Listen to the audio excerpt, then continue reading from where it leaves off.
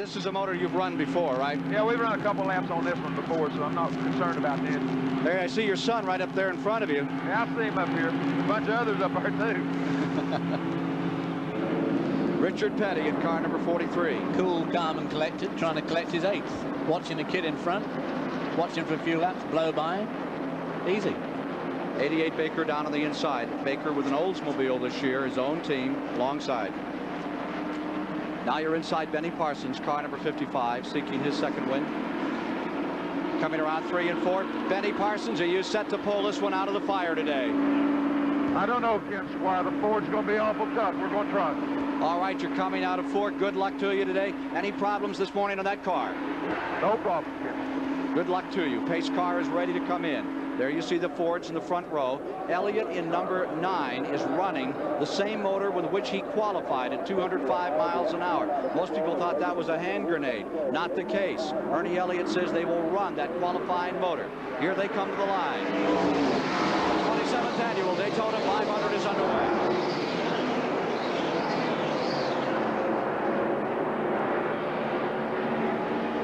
Elliott on the brake.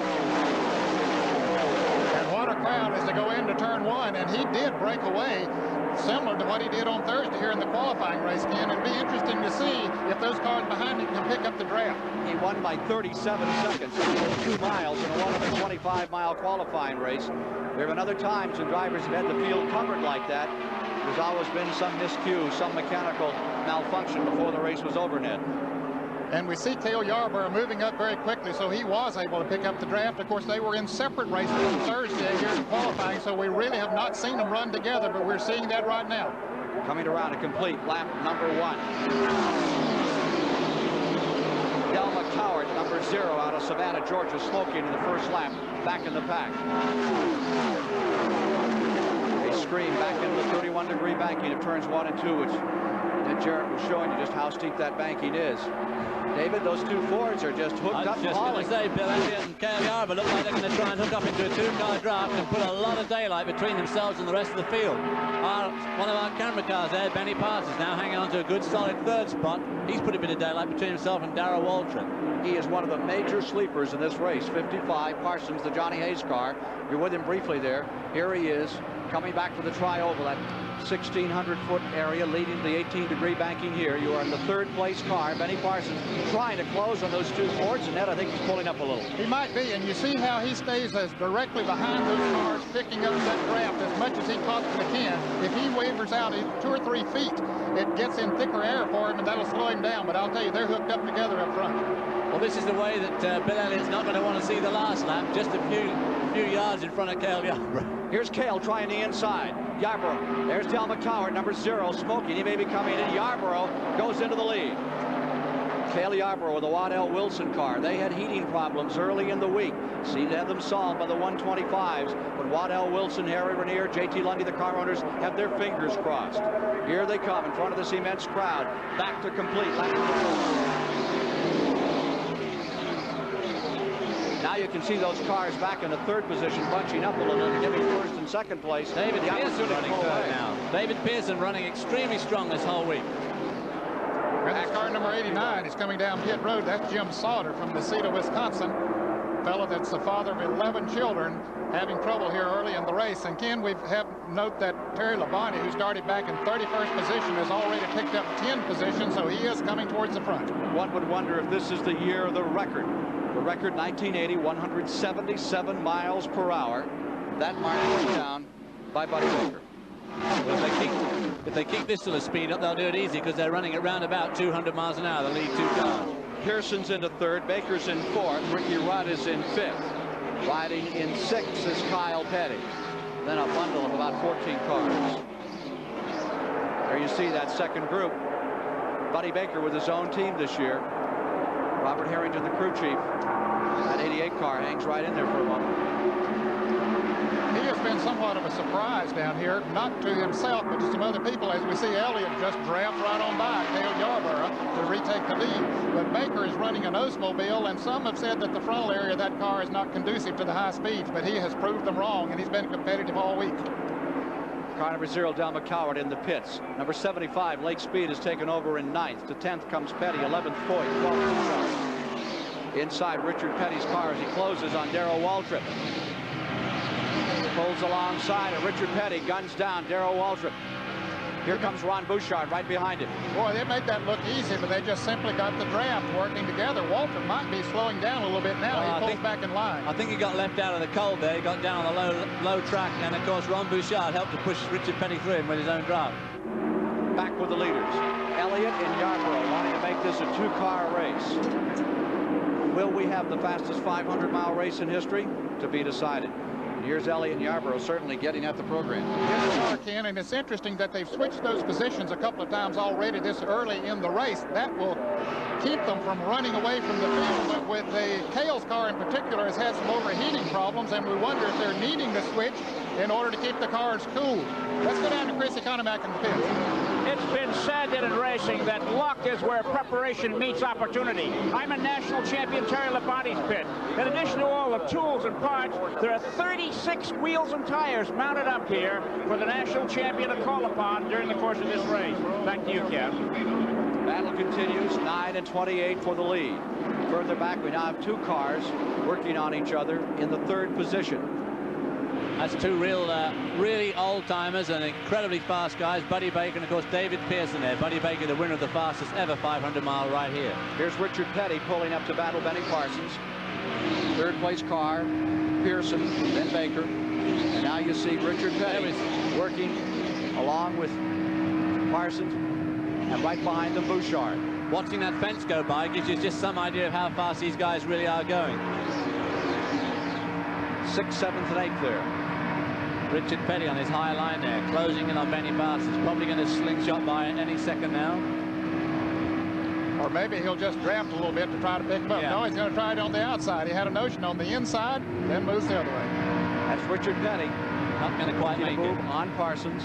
Petty changed motors this morning. They found a leak in the oil pan on one of those 3 Dan Gurney engines that were brought here. This is an engine they tested. Bouchard gets dragged along and pulls up a spot as well. Benny was able to slip in behind Bouchard there, because sometimes you get left out in the cold and you really had it. Again, the leaders. Elliott in the number 9. This car with incredible horsepower. There was no wind tunnel testing done on car number 9. There was a lot of talk about how slick and fixed up it was. It never got in the wind tunnel at all during the winter. It's amazing at the job that those fellows have done. Their garages down in Dawsonville, Georgia, sort of away from the engineering points of America, but yet they've come out here and just run tremendously. 16 hour a day is what it takes. And Bill Elliott's crew, Ernie's brother Dan, with their fingers crossed as they come around to complete lap number 9 of the Daytona 500.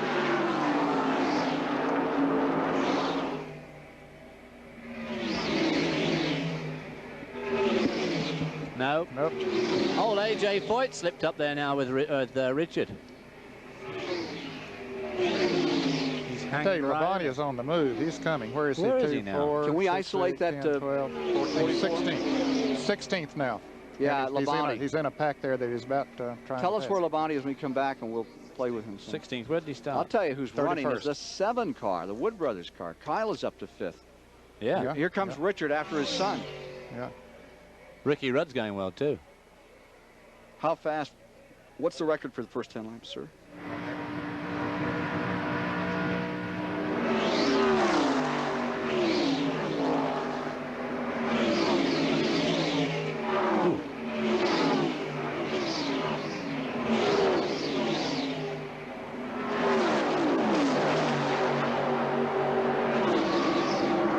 There he moved into 14th.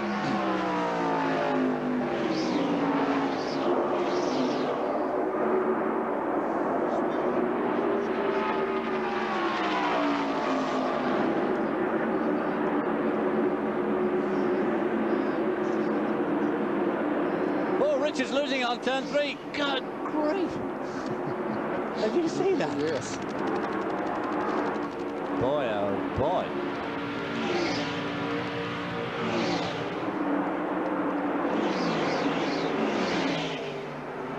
Phil Parsons.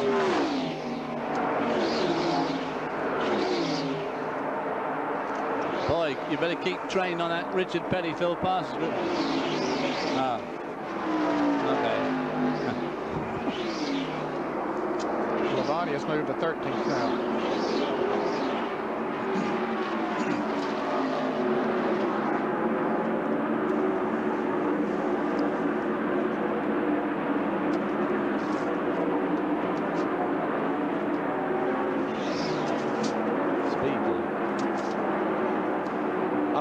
blitzkrieg continues here in our live coverage of the Daytona 500 as Bill Elliott and Cale Yarborough have those Thunderbirds fly. David Pearson, meanwhile, maintains the third position overall of the field.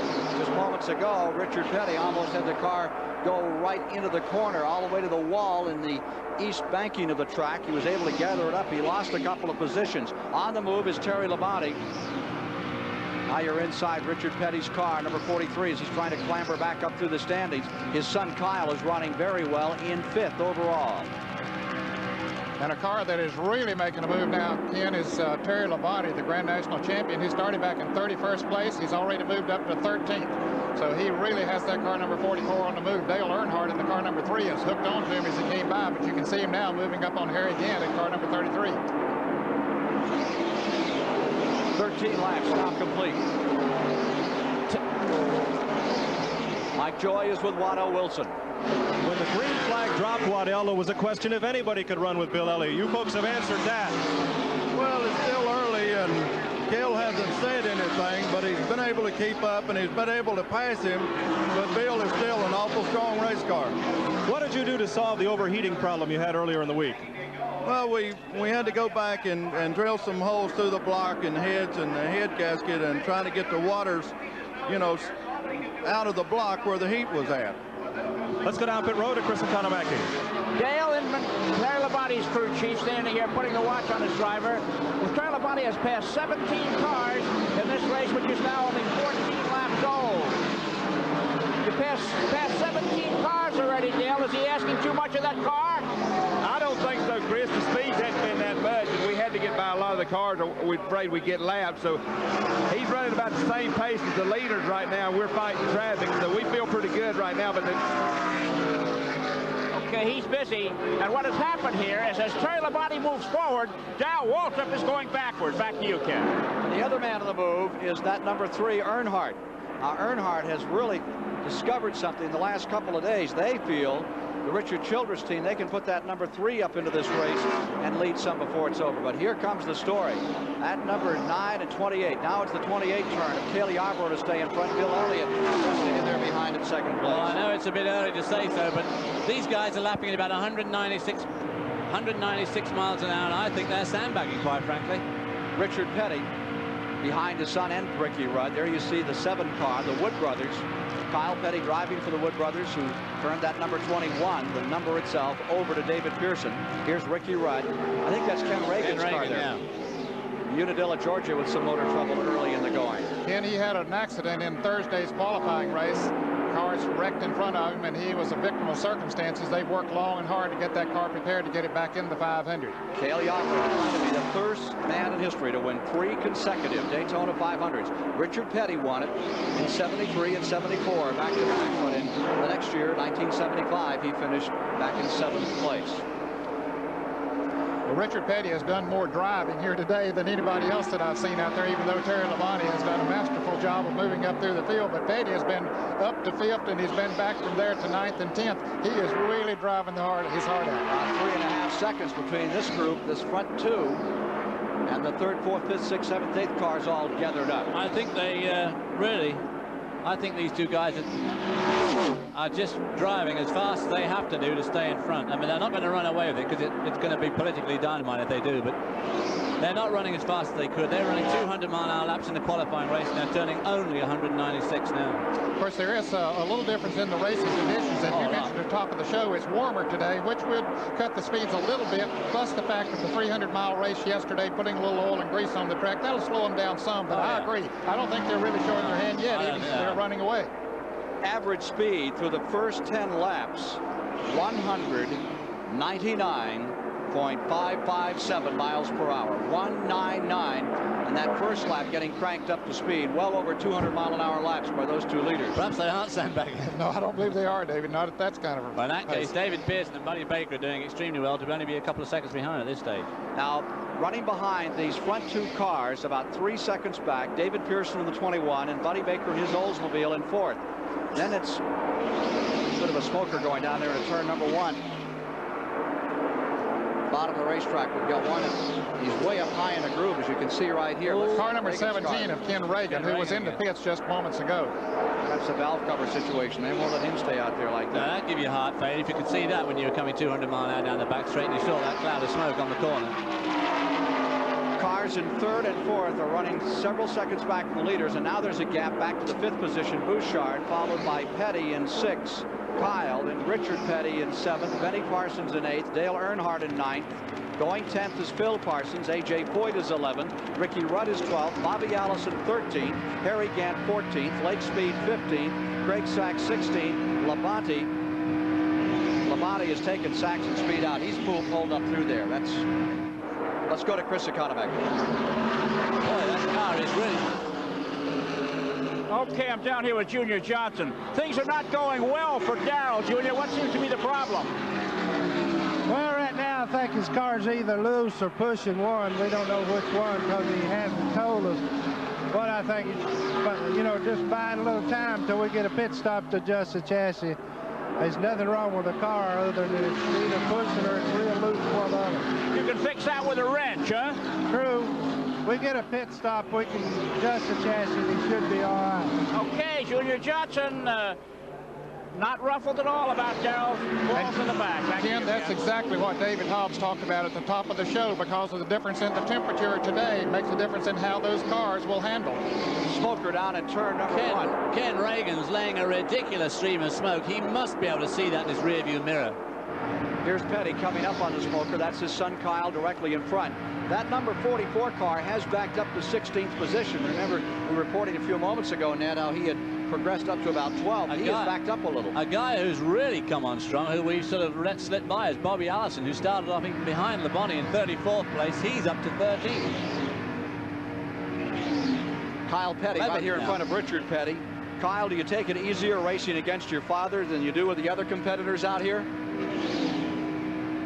It's the type of deal where, you know, I feel a little bit more comfortable with him because I don't think he's going to cut me off as bad as maybe somebody else would. But, you know, I don't think he gives that much more to me, and I don't give that much more to him than you would anybody else.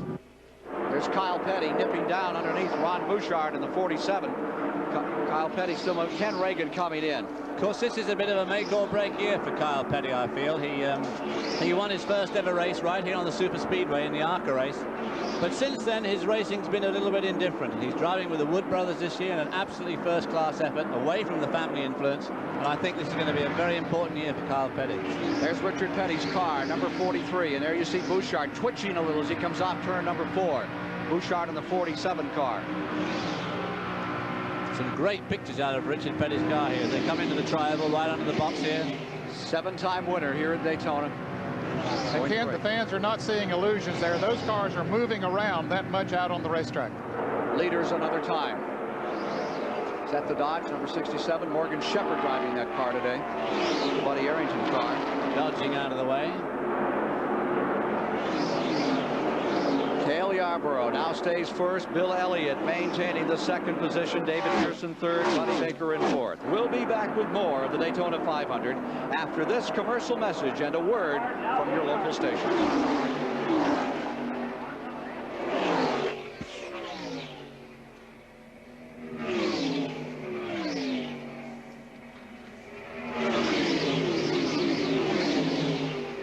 Bobby Allison's up to 8th.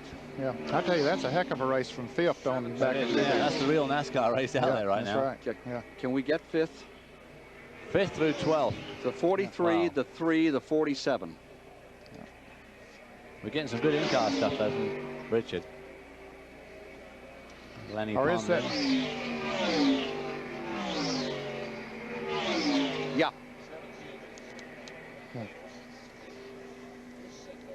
Right. Yeah. That's correct.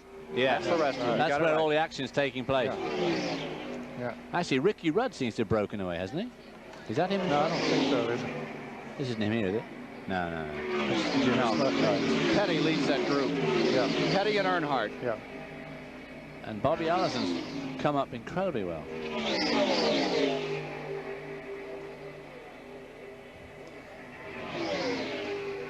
It's going to be a short 500. I can't believe that's going to last like that. Gosh. Can't believe it. Another 15 laps, they'll be looking for pit stop.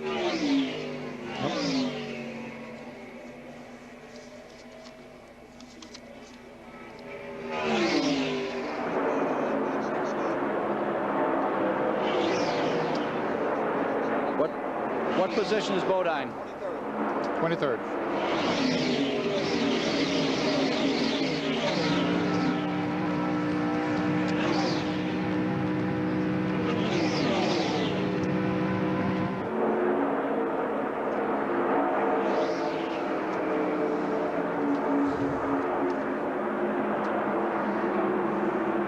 Richard Petty's pulled away. Yes, he has.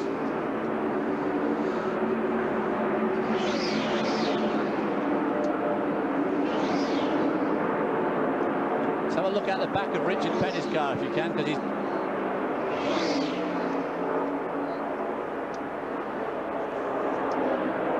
We're back with you live. 26, now 27 laps as they cross the line complete. Elliott Yarborough up in front. They continue to spin off the lead, swapping back and forth. And these two Ford Thunderbirds back in that rest of the race. The third position is Pearson. Fourth position's Baker. They stay together. But the real story is back in fifth. Actually, Richard Petty has pulled away a little in fifth, and you're looking at sixth place here. And from Richard Petty's car, you look back at the sixth position. Allison, Earnhardt, Bouchard have been dicing it out back there in sixth. Ned Jarrett? They have been changing around quite a bit, and just moments ago, Petty was right in the thick of that battle, but he was able to break out of them and pull away, and that's very unusual. Yeah, because he worked his way right up through that bunch of cars, got into the front and proceeded to pull away. So that makes you think that Richard Petty's car, as always in this Daytona 500, is incredibly strong. Average speed through 20 laps, 50 miles, is reported by NASCAR at 195.228 miles per hour. So the leaders brought it down a little there. Buddy Baker in that Oldsmobile has come up to third. David Pearson to fourth. Richard Petty in fifth. Allison showing his sixth.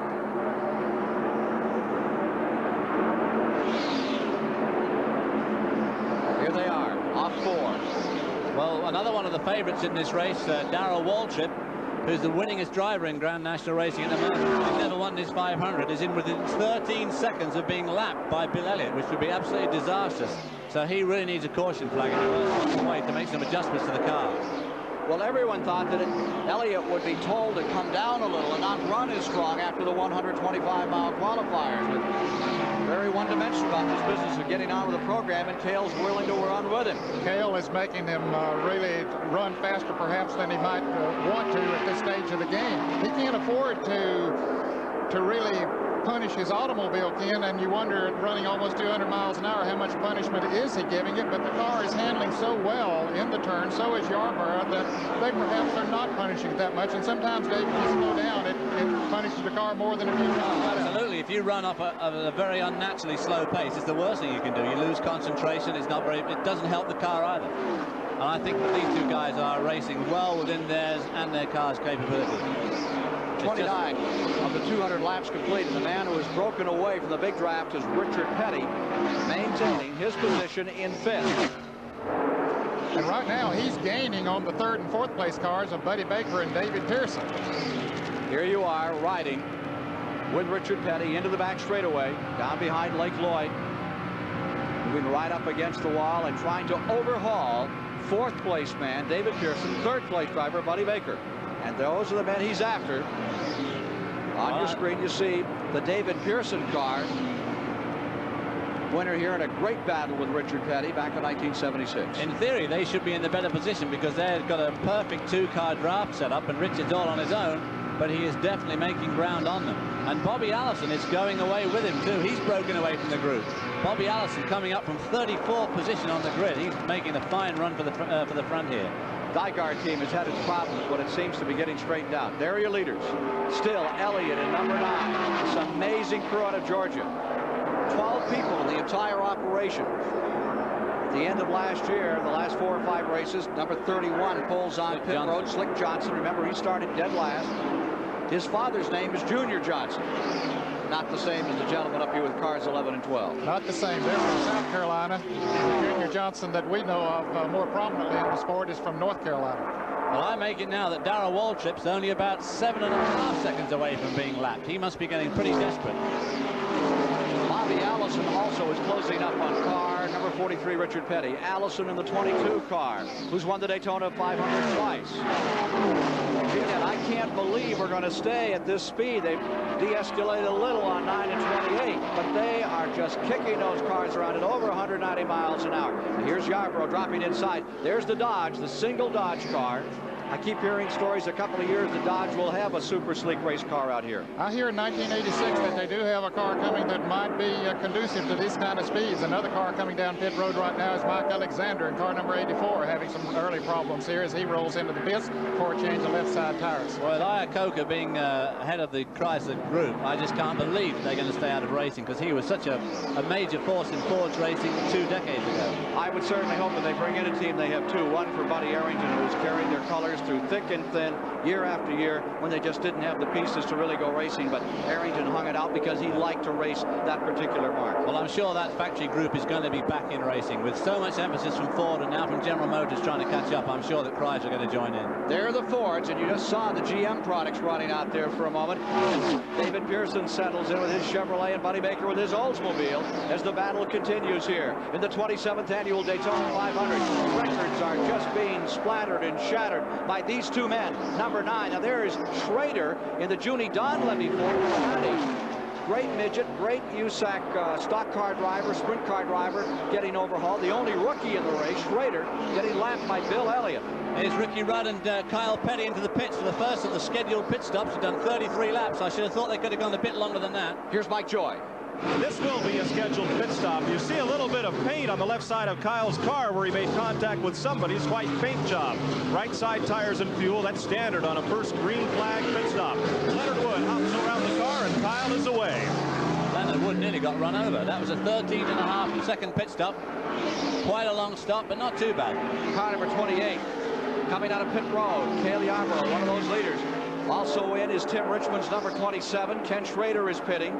As we're up to a pit stop time in the race. Everybody changing right side rubber as well as putting fuel on board. That mechanic had a little trouble getting the right front off of Cale Yarborough's car. That cost him an extra second or so. Oh, Buddy Baker's overshot his pits. He's going to have to go around. He's not allowed to back up in pit lane, but he is. Well, he's backing it up there, but that's going to cost him a lot of extra time as Cale Yarborough goes.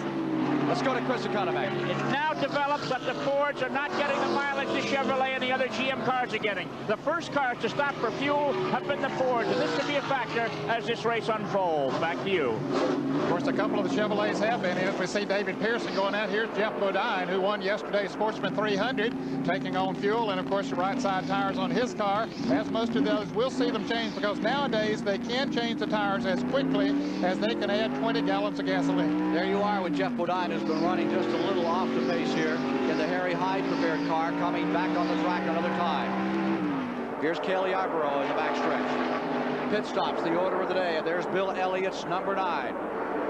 As matters stand, NASCAR scoring reports Elliott first, Richard Petty in second. There's Rusty Wallace getting lapped. 1984 Rookie of the Year, driving for Cliff Stewart. And here's Elliott coming in. He got some fair range on that car. He's run 35 laps. Ken, they have really worked on that. It has been said for a couple of years, and in fact it's been proven that the Fords didn't get the gas mileage that the General Motors car did, but Bill Elliott and his brothers went to work on that, and towards the end of 1984 they were getting at least as good a gas mileage as the General Motors car.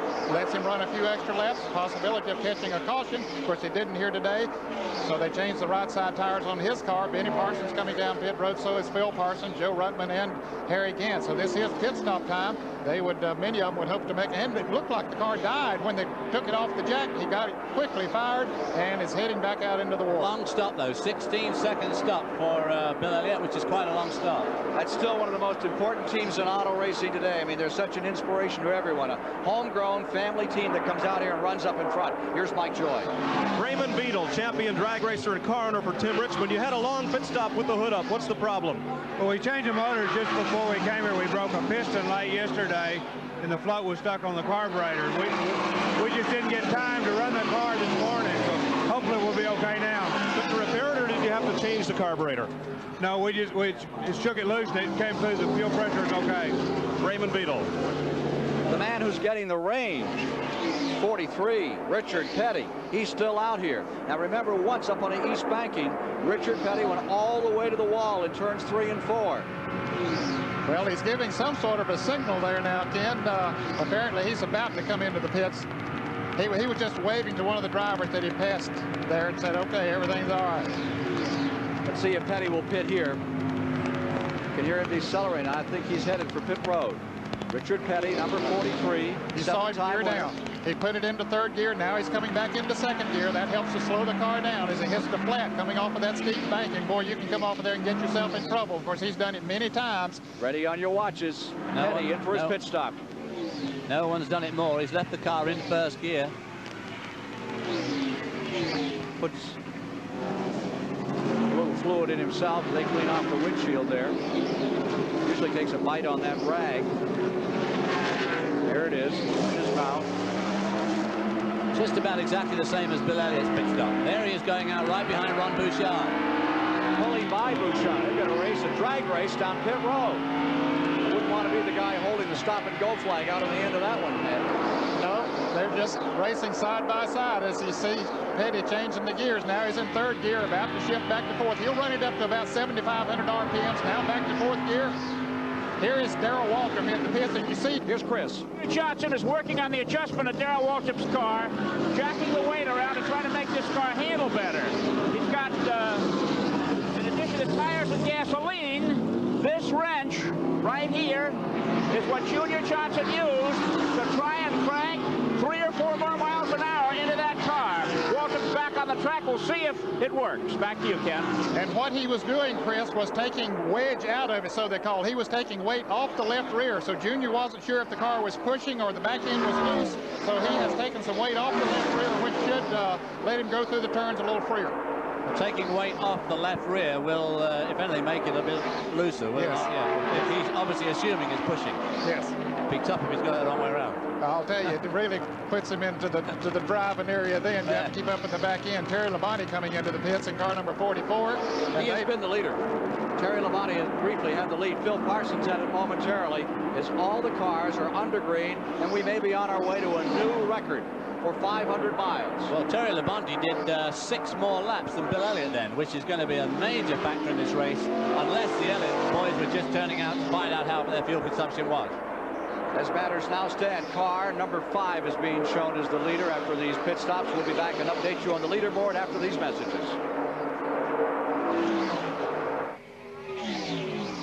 Okay. Talking about the record, because right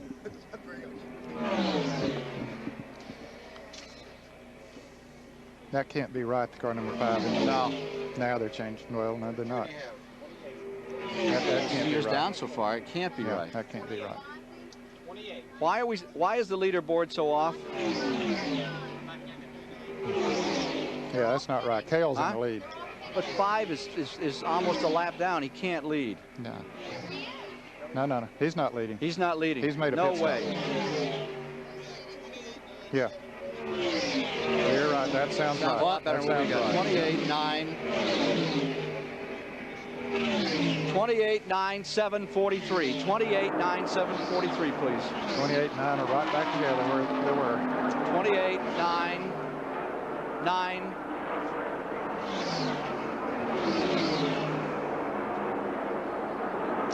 Seven 43.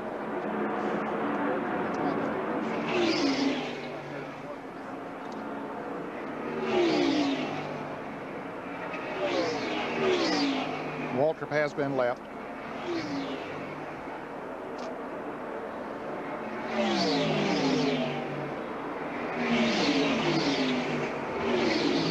It's Labonte's in third place. Huh? Labonte's in third place Richard. now. Yeah, and then Richard. Labonte had a tremendous pit stop.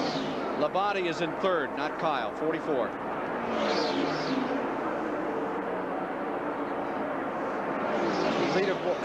Labonte is third, then 43. Well, now Labonte's slowing down. I think Richard's in third. Yeah, Richard is now. Labonte's slowed down. Yeah? Well, a little bit now. He's picked back up. But Richard's in third now. When they came by here a moment ago, it was the other way.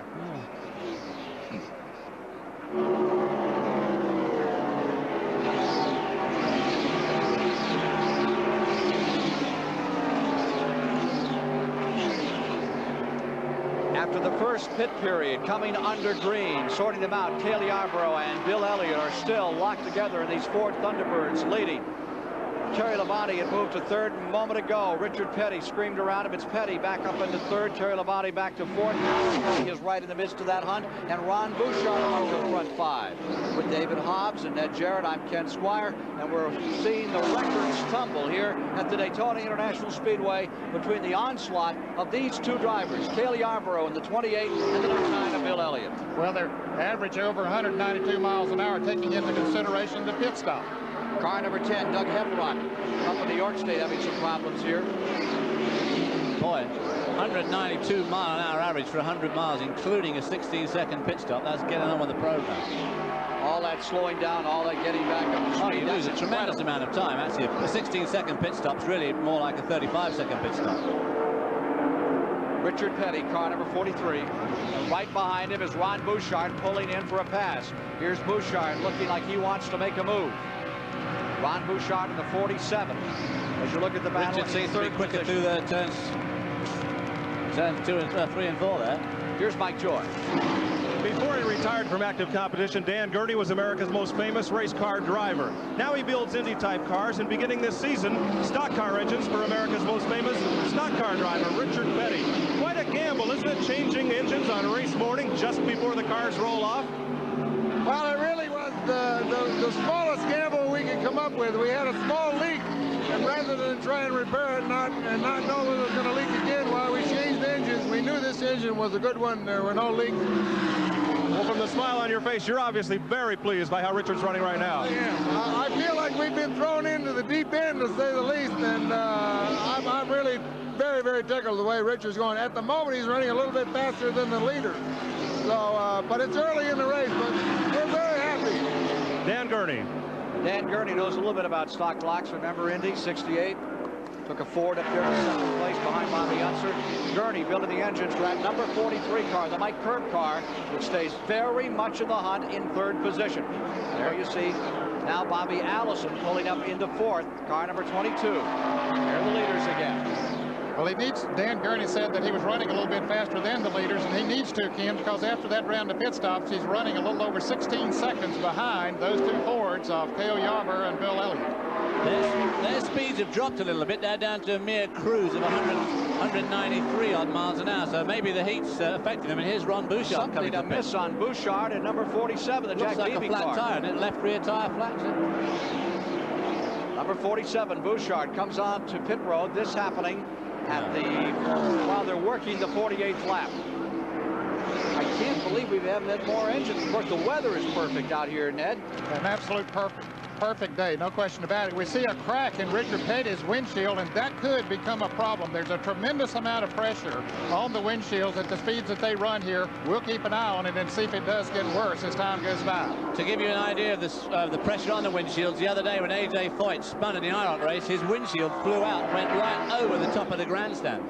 They're the leaders. Cale Yarborough holding that lead, looking for his 82nd career win, third in a row, consecutive wins the Daytona 500. He's won here 4 times, starting back in '68.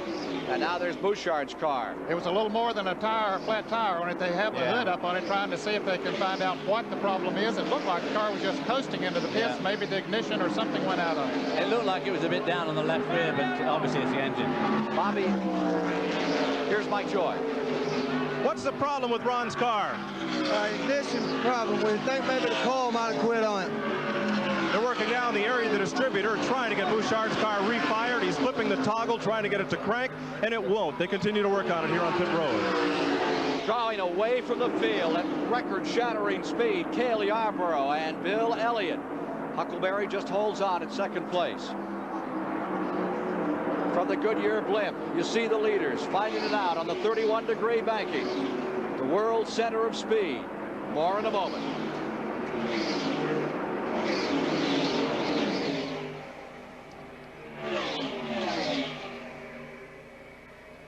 Bouchard out. Okay. Where's the 43 and 22? Just over here, up there, coming off turn 2 now. And they're about... Bobby Fishman. Bobby Fishman. 16. 43 and 22. 16 seconds down on the lead. Okay, great. Thank you. It's the last time we went this long without a caution.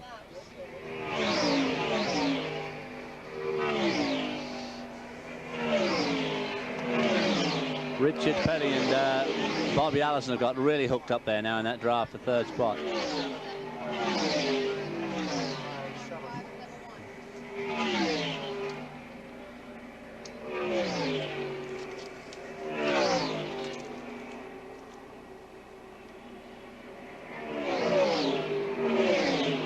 Is that a new record?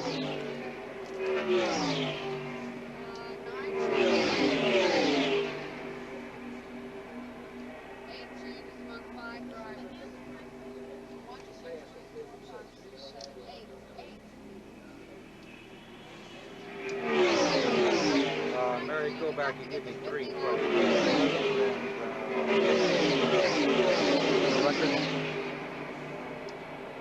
Record. Find me an old record. Ask press box.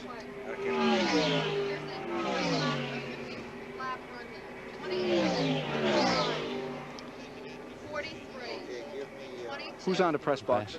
44, Who's on to the press box? Bobby? I am. Old record at 50 laps. Boy, look at them pulling away from Darrell still too. He's going to be 2 laps down before long.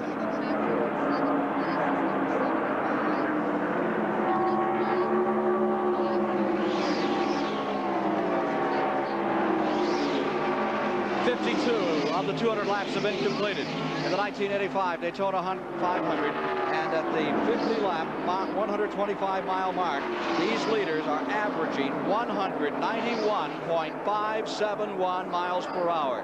You may be witnessing the fastest 500-mile race in history. The record, 177 mile an hour average, established by Buddy Baker in 1980 here at Daytona. 191.571 through the first 125 miles. Now you're looking at the 3rd place battle. Bobby Allison is up to 3rd, the 2-time winner, and the 7th. Kyle Petty is showing some smoke. That's the Wood Brothers car, and of course Kyle has been running very well here all day, but this is definitely an unscheduled pit stop and smoke coming from it. He was running in the 5th position. He was running very, very strongly right up with his father and with Bobby Allison, but it looks pretty terminal, that amount of smoke, unless it's just an oil line dropped off, but that'll be wishing too much, I think. Second 40, see him a little problem. Number 90, Ken Schrader, now number 7. The Judy Donlevy car, now the Wood Brothers cars with a hood-up situation. Richard Petty maintaining 4th. Bobby Allison in 3rd. There are the leaders, another time closing on Bobby Womack. And there's that cracked windshield on Richard Petty as he closes in on Bobby Allison another time. Here's Mike Joy with Ron Bouchard. Ronnie, what happened? We're not really sure, Mike. We were just coming down the front straightaway there, and it just lost all power. We're not sure if it's the battery or busted cable somewhere. They're going to try to change the battery, and the problem with that is for weight distribution, the battery is located behind the driver and low in the chassis, protected by a steel case. They've got to take off the wheel and get in there to change it. Let's go. So they work on the Bouchard car as we watch numbers 28 and 9 continue to hurtle away from the field. What a performance by these two teams. Both of those cars, Ken, are just handling beautifully through the turns, and of course they have the horsepower to carry them down the straightaway as well. You know, it's just a perfect type of a race setup that every driver likes to have, David. Absolutely. They changed the 2 offside tires, the 2 right side tires in their pit stop, but they're obviously having no problem with the handling at all, even though the temperature has changed quite a lot today. And I guess these two are just working out which one of them is going to win the race, but there is a long way to go yet. With 55 laps complete, further back, the 5th position is now shown as Dale Earnhardt, Richard Childress' car. Moving into the 6th position is Neil Bonnet. Neil Bonnet into 6th. In 7th is Lake Speed. 8th is Terry Labonte. 9th is Benny Parsons. In 10th is Joe Rutland. 11th is Harry Gant. And 12th is Phil Parsons. And Ken, whatever the problem was on Kyle Petty's car, they've worked on it, and he's gone back out into the race. We'll keep an eye on him and see if they did indeed get the smoking problem that he had here. Cale Yarborough and Bill Elliott putting a lap down there on Jeff Bodine, yesterday's 300-mile winner. As well as these two guys, there's another 20 cars on this lead lap. 22 cars on the lead lap. Chris Economaki is in Bobby Allison's pit. Bobby Allison, team manager. Gary, you're the last Buick now left in the race. You only got 37 laps out of your first tank of fuel. The Fords are getting a little bit less, but Labonte is getting a full 100 miles. What do you do under these conditions? Well, we wanted to be on the safe side, plus we wanted to stay in the draft that we were in when we pitted.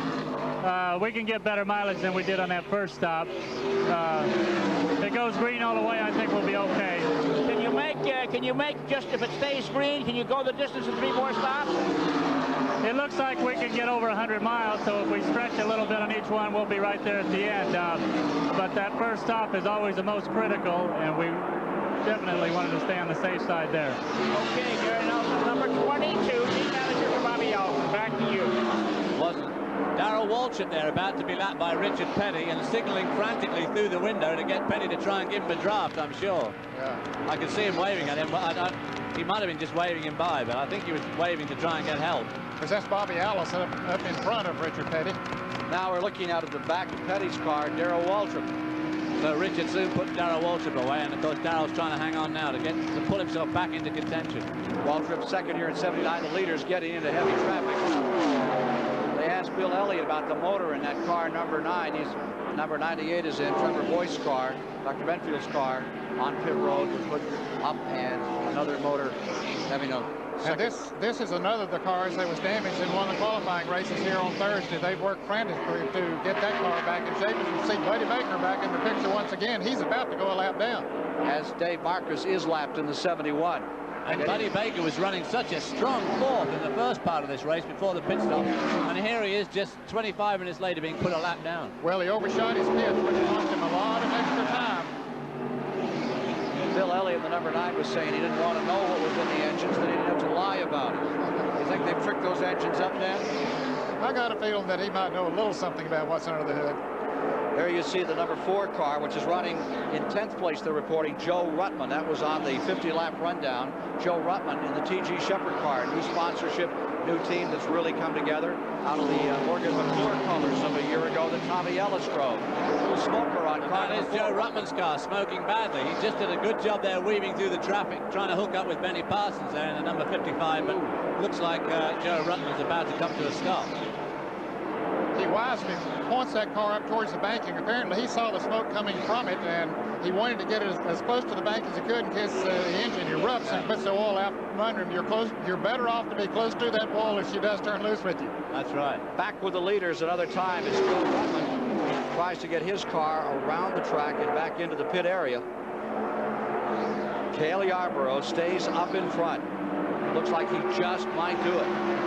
Win 3 in a row.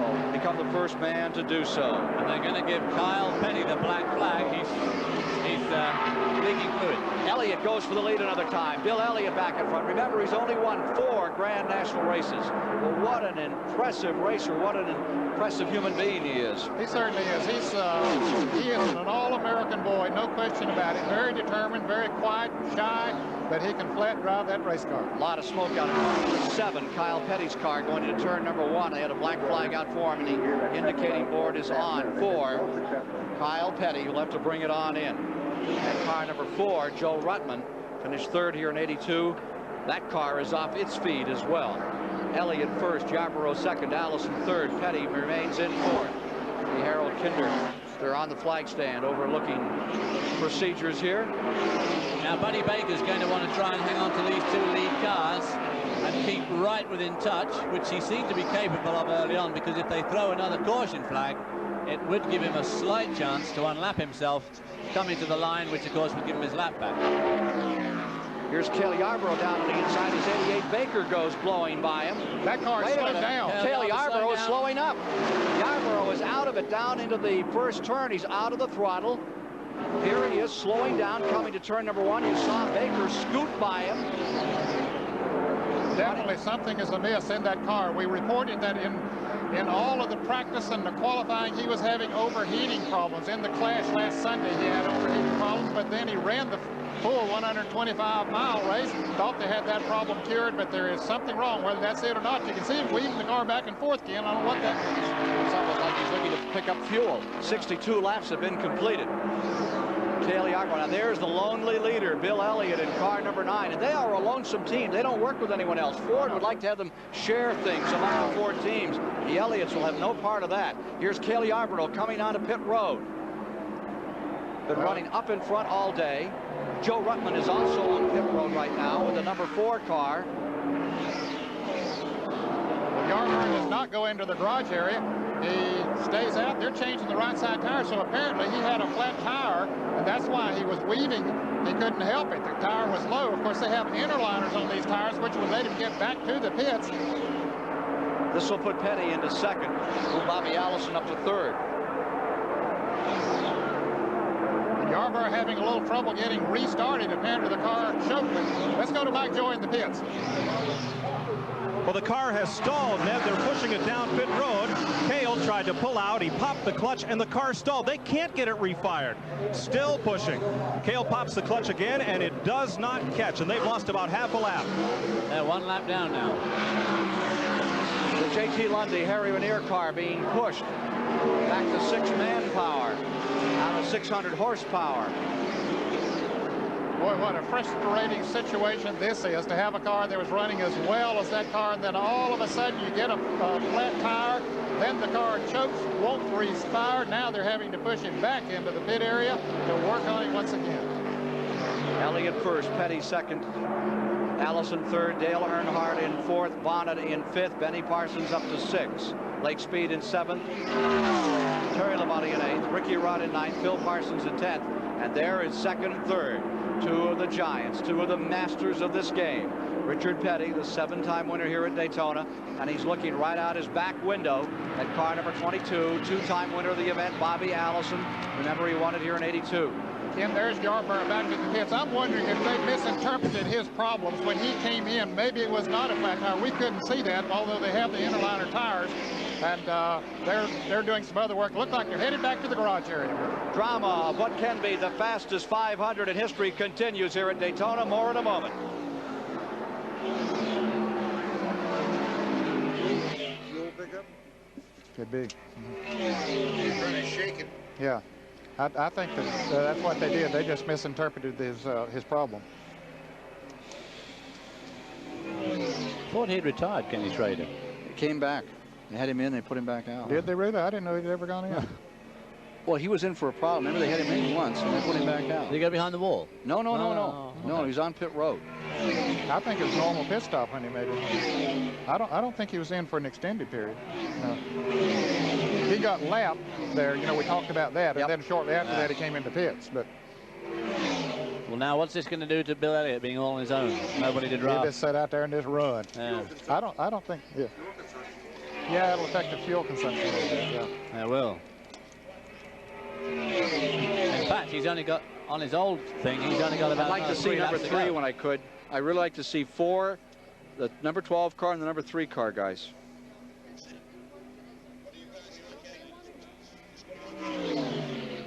What do we have for leaders? 9, 43, 22, 12, and number 3. Can we get any records? Elliott's got a 22-second lead right now. I think he's pulled out then on his own. 4 seconds. 5, 6 seconds. Yeah. Terry Labonte is in the pits. Keep on him. Oh, going behind the wall. Schedule, going behind the wall. Labonte's on it. Labonte at the TV tower. They're going to work on it. They quit working and pushing it back. There's Brooks in the Petty Enterprises car in the pits.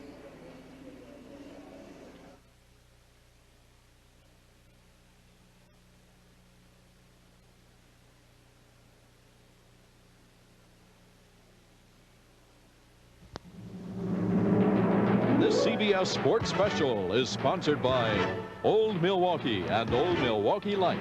It doesn't get any better than this. Skoal Long Cut Smokeless Tobacco. Easy to use with a great taste that could only come from Skoal. And by Pennzoil Motor Oil. quality protection. 68 laps complete of the 200.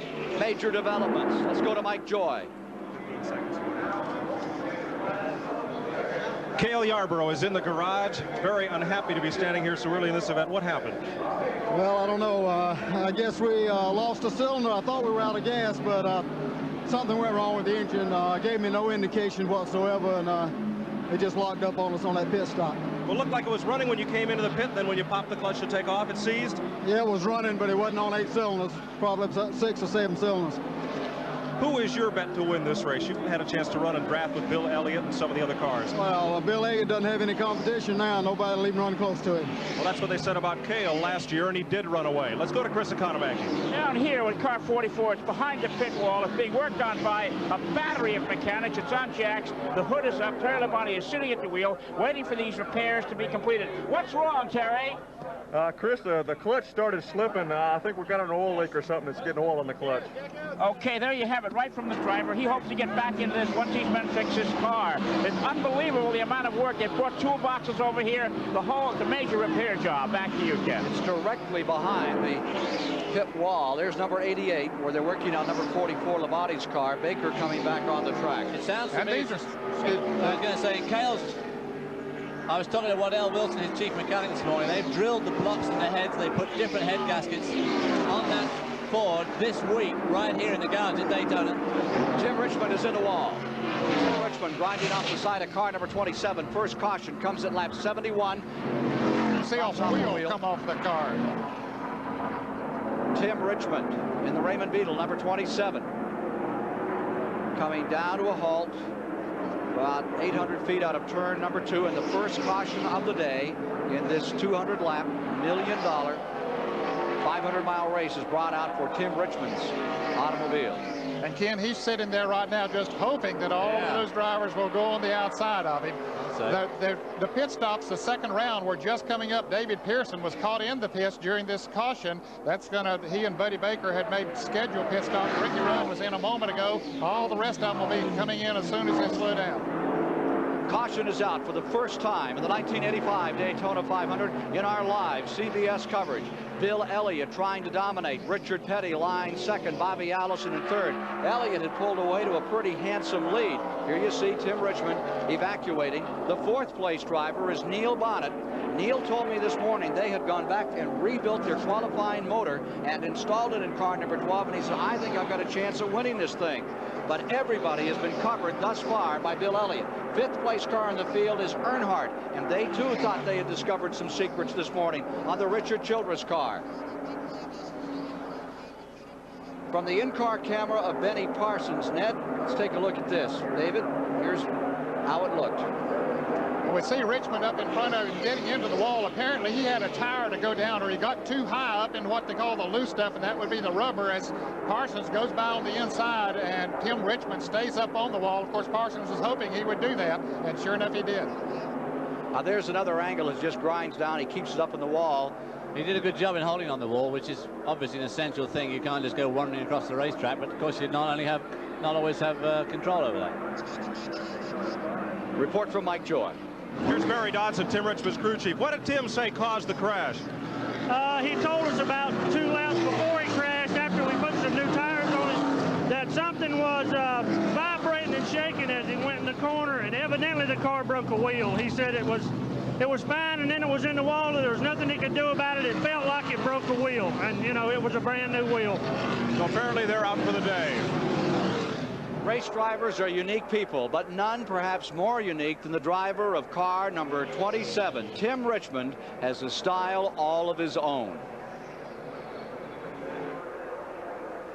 It's just something that it doesn't affect me. It doesn't intimidate me. Baby, look at me and tell me what you see. I thrive on competition. I mean, it's like I'm addicted to competition. I can catch the moon in my hand. Don't you know who I am? The competition here on this boat, on the cigarette, is the wave. Me trying to fly one wave and miss the next one to get to the next one. I'm gonna live forever. I'm gonna learn how to fly. Tim Richmond knows only one way to go: all out. His lifestyle is, to say the least, different from the other Grand National drivers, even his home, a yacht at Fort Lauderdale. Race cars and boats, they go fast, but in a boat, you've got the ocean that conducts business the way it wants to. Fire on Richard Petty's car, number 43, on pit road.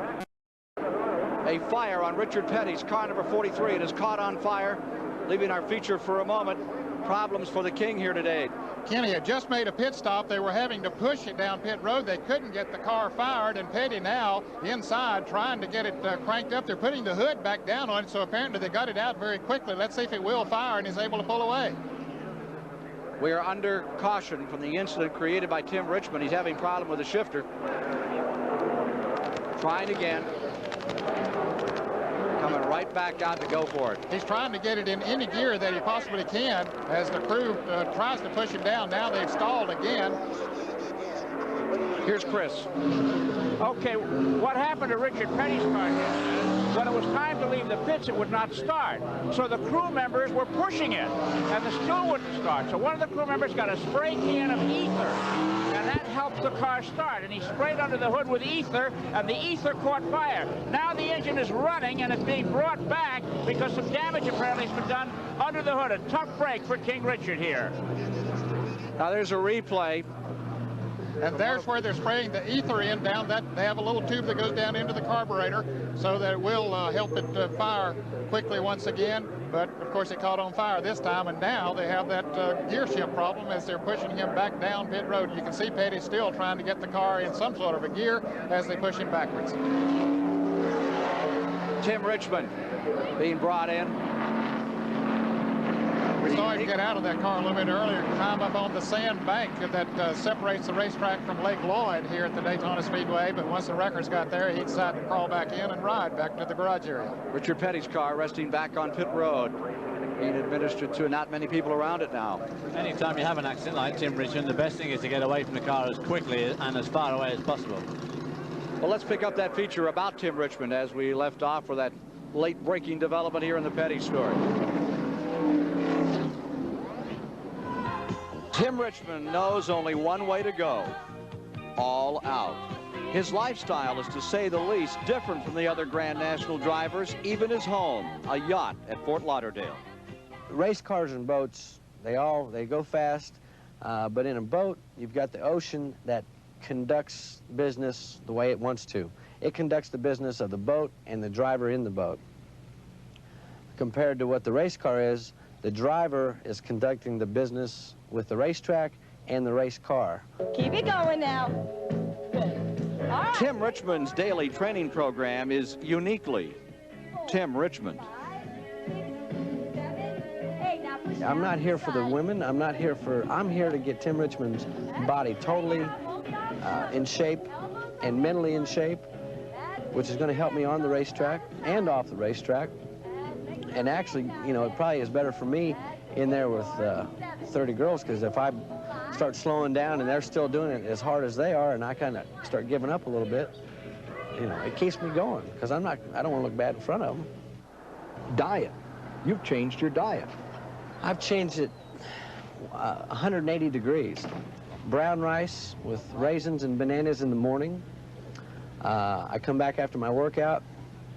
I'll have some steamed potatoes, broccoli, onions, peppers, whatever. And in the evening, just spaghetti noodles, and that's it. You put the nutrition and the exercise together, and you're right there. It is a different life than other stock car racers, and it bears the special stamp of Tim Richmond. I do like some of the nicer things of life. I could just as well live in a tent someplace, but I'd rather, if I had the money, to live on some yacht someplace and have maybe a Learjet. I don't have that yet, but I'm working for it. I'm gonna make it to heaven. Light up the sky like a flame. I'm gonna live forever. Baby, remember my name. Remember. Tim Richmond coming out of the Daytona 500. Gave it his best shot. Richard Petty, meanwhile, is coming back on the track in number 43. And he lost several laps during the caution period, at least 2 laps. But thank goodness that problem happened under caution. Of course, he wouldn't have been in the pits had there not been a caution. All the drivers made pit stops during this caution period. They went under the hood of both Darrell Waltrip and Harry Gant's car, making adjustments on those cars, and we're about ready to go back racing. Well, of course, if that had been a pit stop under the green, Richard Petty would have lost about 9 laps there.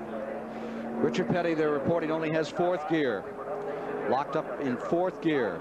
The record that is kept here at Daytona for 50 laps, the old record was 1983. Richard Petty at 188.917 miles per hour.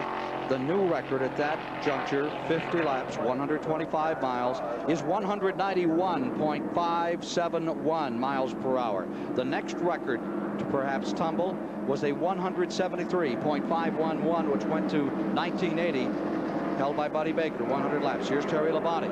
He's about to come back in after that clutch problem he had. He's lost several laps. Of course, no chance of winning this Daytona 500, but he wants to rack up as many of the points as he possibly can. As they line up on a restart, David Pearson, the Grand Silver Fox, is out in front. Kenny Schrader's car, a lap down, number 90. There's number 9, Bill Elliott, now in second. 12 cars are reported in the lead lap. Running in the 3rd place as they come around for a start would be the Bobby Allison car. Allison running in 3rd. Neil Bonnet should be up there in 4th. Benny Parsons for 5th. Earnhardt for 6th. 7th as they come down for a start, Lake Speed. 8th, Phil Parsons. 9th, A.J. Foyt. 10th, Terry Gant. Field coming to the line as they prepare for a restart here. Here with Benny Parsons on the restart as they come into the tri-oval. There's Joe Ruttman, the T.G. Shepherd car, just on the inside. So after the first caution of the day, we are racing once again, coming around to complete lap 78. And it'd be interesting to see after some of those adjustments by some of the Chevrolet drivers if they will be able to run with Bill Elliott now. Of course, he had himself a very sizable lead before that caution came out. I'm sure he didn't want to see it, but others did want to see it. Number 21, Pearson, Spartanburg, South Carolina, Chevrolet. 3-time Grand National Champion there, and Elliott right with him. What do you think, David? Well, we'll see. The other day in the 125-mile heat, Elliott looked so good through 4. David Pearson looked a little bit unsure himself, but very fast. It'll be interesting to see if these two could hook up to a good drive and pull away from the field. Ricky Rudd is right there. The Bud Moore, number 15, with red and white colors this year in 3rd spot. That Ford still hangs in there strong. Well, Rudd had just made a pit stop during the green flag period before that caution came out. I think that he might be a lap down, even though he is running He is strong. shown as a lap down. He is now reported 1 lap down, number 15, Ricky Rudd. Here's Chris Economaki. I'm with Hoss Ellington, David Pearson's car owner and crew chief. He's leading the race right now, Hoss. The Fords have it on the cars. If the Ford passes, will David be able to hang on number 9 through a back bumper and take a shot at winning? I hope so, Chris. You know, Billy is awful strong. You know, he's been strong all week. But I believe when we get stretched out, we can run with him. Right now, I think they say we might be a lap down. And, you know, 'cause we got a four-tire change a while ago, and the caution car caught us in the pit. Okay, now Elliott just passed David. Elliott just went into the lead. David's now second. Did you make any adjustments on the car that would make it better? Oh, yeah, we made some adjustments, Chris, but I just hope it does good with that Chattanooga Chevrolet. I tell you, you know, our Elliot's awful strong still, but we're going to maybe give him a run for the money. Okay, and now down pit road to Mike Joy in the Elliott pit. Ernie Elliott's waiting for his car to come by. Things look to be going just about to plan for you folks. Yeah, everything's going pretty good right now. Car's running good. You know, we're trying to be careful, stay out of trouble. Well, now, this isn't like Thursday's race when he ran off and hit from the crowd, but it looks like he's able to get the lead whenever he wants it. Well, I wouldn't really say that, you know. I didn't, you know, I don't think everybody figured all along it might be a runaway, but I never really felt that way. Do you have to try to keep him in check and keep him from running away from the field? Well, not really. You know, it's a little bit different today than it was Thursday. You know, we got a little bit more wind to contend with. It makes the car handle a little bit worse. And you know, everybody's starting to get their cars dialed in pretty good now. And, you know, it's just, I think it's just a matter of time today. You know, everybody gets adjusted up. It's not going to be as easy as it looks. Bernie Elliott. And as soon as he finished saying that, then his brothers pulled out a 1.5 seconds in one lap. Ned, that Pearson car reported as being in the lead lap. When Elliott went by him, he put him a lap down. Well, yes, he put him a lap down when he passed him. The second place car, Dale Earnhardt, is in the pits. He actually was running in second place. And to update the fans, the reason Pearson was a lap down, he was caught in the pits. We reported that when the caution came out. He was making a regular pit stop, so he went a lap down. Here's Dale Earnhardt and the car number 3, who had moved into the second position. Now that'll move Neil Bonnet up into the second position. So Earnhardt having his problems here in the Richard Childress car. Neil Bonnet, one of those guys that's always been a bit of a sleeper here. He and Terry Labonte were the 2 favored Chevrolet cars, and Neil Bonnet looks like, as this race unwinds, he's right there in a strong second spot. Elliott for first, Parsons in second. We'll be back with more live flag-to-flag coverage of the 27th annual Daytona 500 after this word from your local stations.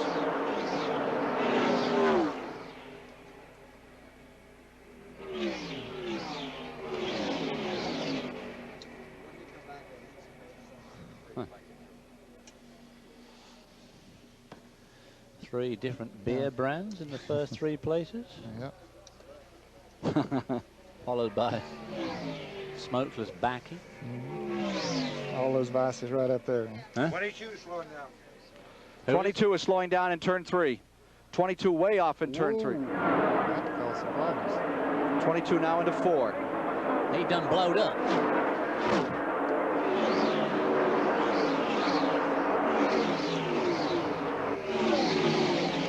Yep. Petty's in trouble too. Allison's.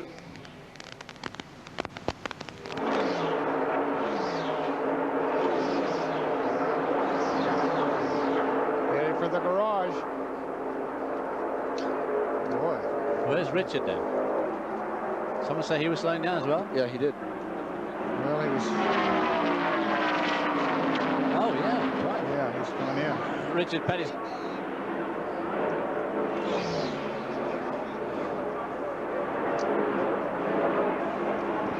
With 83 of 200 laps complete, the incredible pace of this Daytona 500 is catching up with some of the giants. Richard Petty looks like he's retiring. He's brought the car in, and Bobby Allison is on pit road and back to the garage area as well. Just a lap ago, Allison slowed down, took his car into the garage area, and you see Richard Petty steering his right into the place that they didn't want to be for at least for the next couple of hours. Allison right in front of him. Bobby Allison, Richard Petty, both retiring just past the 80 lap mark, with number 9, Bill Elliott, continuing to dominate, destroy the competition here today. That car has been running so well ever since they unloaded it off of the truck about 10 days ago. Even though they had a little bit of a trouble in the clash last week, there's A.J. Foyt in the car number 14. Foyt having one of his better runs in recent years, Ken. He was right up there in qualifying. He's doing very well. He's up to 4th spot. Has been running strongly all day. Foyt battling with Benny Parsons. Lake Speed is right there too, number 75. Foyt has just moved around Lake Speed. That Benny takes Parsons. Now here's Parsons coming in at number 55. I think you're right, Ken. The pace that they've been setting here today is really taking its toll, more than anybody expected. As you see Parsons, we're riding right with him into the garage area, another place he didn't want to be at this point of the game. 3, Dale Earnhardt back on pit road. He was running strongly as well. The gate closed on Benny Parsons to even get into the pit area, much less find himself in victory lane. Now there's number 3 back on pit road another time. Richard Childress told me this morning that they had found the rock in the mule shoe, and they thought that number 3 was really going to get the program done. Things were amiss, and their hood is up. Meanwhile, Elliott, who came here for the first time in 1976, didn't amount to much that year, then got together with Roger Penske, bought some parts in 1977, and that began the train of events that leads him to this year, sitting on the pole, winning the 125, and perhaps becoming the 3rd driver in history to win the pole, win the qualifying race in the 500. Only 2 others. And only trouble will keep him out of victory lane today, because the car is just working so beautifully, handling well, running well on the straightaways. He's got it all going. Well, he has got it all going for him, but he's obviously setting an incredibly fast pace. By the way, we've just seen 4 or 5 of the top runners go back behind the wall, and Bill Elliott's got a long way to go yet, but he sure is looking good so far. Mike Joy is with Benny Parsons.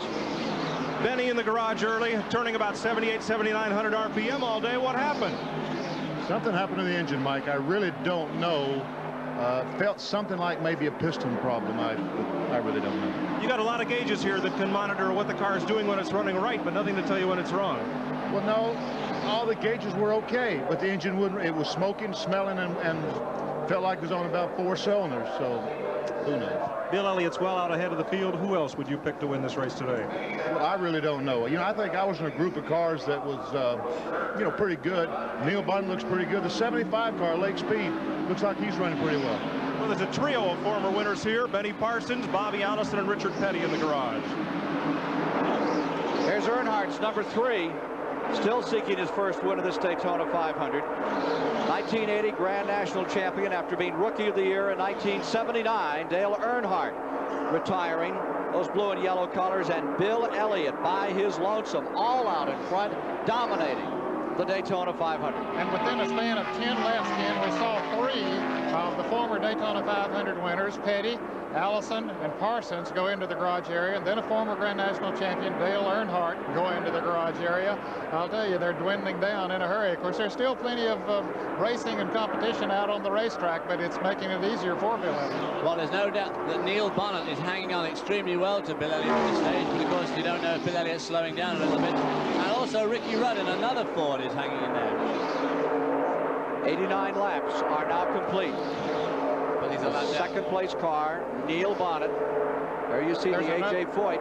Another smoker down in turn 1, right behind the A.J. Foyt car. A.J. Foyt in third. Dal McCoward, who's had a smoker all day out there. He had problems right from the very beginning. Here's Chris. I'm in Dale Earnhardt's pit, and this is one of the pits that are packing up early. There's no pressure, no urgency, tidying up, coiling up hoses, putting tools back in the toolbox. It's one of those days that a pit crew and a driver want to forget. Back to you, Ken. The battle now is in third spot. A.J. Foyt and young Lake Speed in car number 75, the former world karting champion.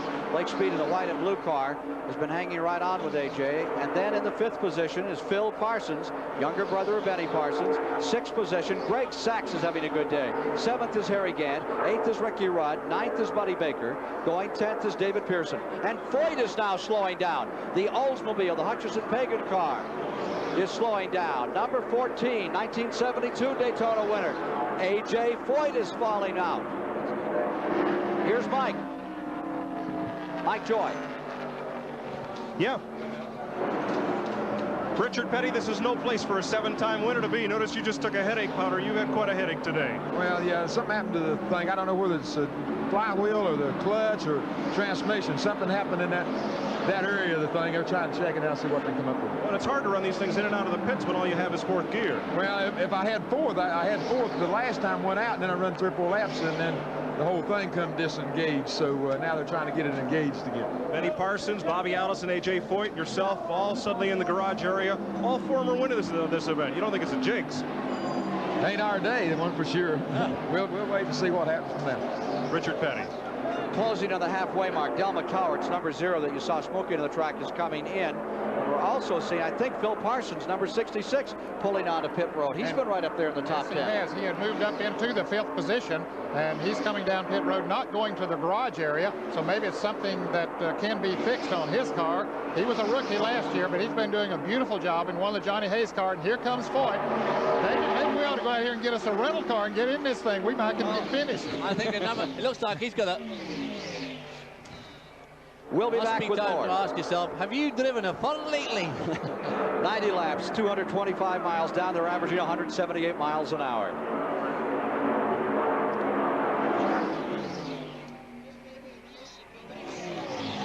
It could be. Miles an hour over the old record pace. What is?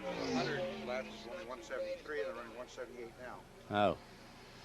What's the record? Can I have an attrition? What? Is that the latest attrition? Truck, can we do attrition? How's the record going? We need attrition. How's the record going? Oh, way up, 5 miles an hour. 173, we're running 178.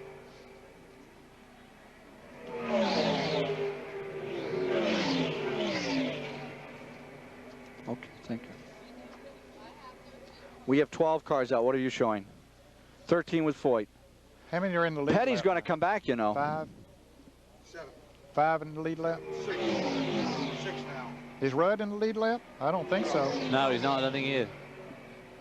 No, I said he was third, but he's not. I think he's... He's left. Huh? He did now, but he was up there, but not now. Sure, there'd be 5 left in the lead lap. Yeah. Is Buddy Baker a lap down? Yes. Yes. Yeah. He was 2 laps down. And David Pearson, right? Yeah, right. 51, is that Greg Sachs? Right. He's doing all right, he's 4th. Shouldn't you have Pearson on that board? Pearson was shown in 14th. 90. It's hard to believe.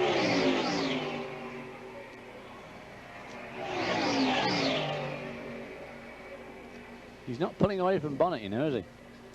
Bonnet's running good.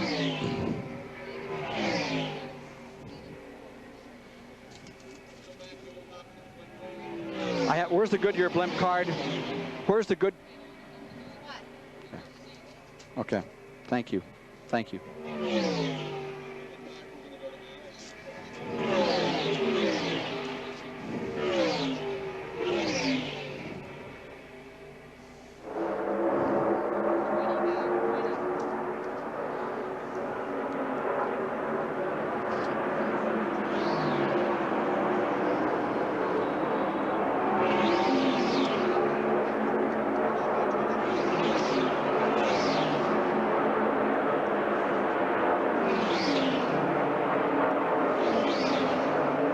From the Goodyear Blimp Enterprise, you see the immense Daytona International Speedway, where an immense record is being created by car number 9, Bill Elliott, now running 5 miles an hour faster than the record at the 100-lap halfway juncture of the race.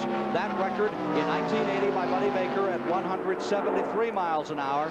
Even with a caution, they're still up around 178 miles per hour. All thanks to this man from Georgia, Bill Elliott, in car number 9. Mike Joy is standing by with one of the men who thought he had a chance at it today and is now in the garage area. Well, there are a lot of them here, Ken. It's like Auto Racing's all-star team in the garage. Bobby Allison, what happened to you? Well, the engine blew up out there. You know, it's one of them kind of disappointing days. I guess the only thing, Benji said they were all selling beer while we were waiting. I hope it was Miller. In the garage area, not the way to start what you'd hope would be a championship season. Not too many points you get sitting here. No, that's true. It's a sad, you know, a sad start on our run, but today is over for us. You know, we have to think toward next week. A lot of those sad stories here in the garage. Down to Chris Economaki. I'm standing with Jim Gilmore, AJ Foyt's sponsor. Jim, I understand the reason out is remarkable. I've never heard of it. Exactly what was it for AJ? Chris, as near as we know, when we contacted him over the radio, the steering froze up. I've never heard of that happening before, and the car was running beautifully. He was up in 4th place. Yes, he was in 4th place and working up to 3rd, and the car was running fine. As near as we know, the steering froze. I've never heard of that happening before. Well, that's a story to tell your grandfather what they're running here close to 200 miles an hour when the steering freezes up. Back to you, Ken. Well, Chris, a story here now is Neil Bonnet. He's running about 3 seconds back from the leader. Neil Bonnet told me this morning that they had changed and gone back to their qualifying engine. They rebuilt the engine with which they qualified, and that one ran around here at a pretty good clip, and they were going to go for it. He said, we're going to reload the gun one more time and put in a lot of powder. Well, he qualified 3rd fastest overall. He was just behind Bill Elliott and Cale Yarborough, qualifying at over 202 miles an hour, and so that did prove that he had a good, strong engine, and he's making it work here today. But a qualifying motor is not necessarily the hot tip for a 500-mile race. Well, normally it is, and because they will set it up a little bit looser than the inside than they would an engine that they would plan to run all day long.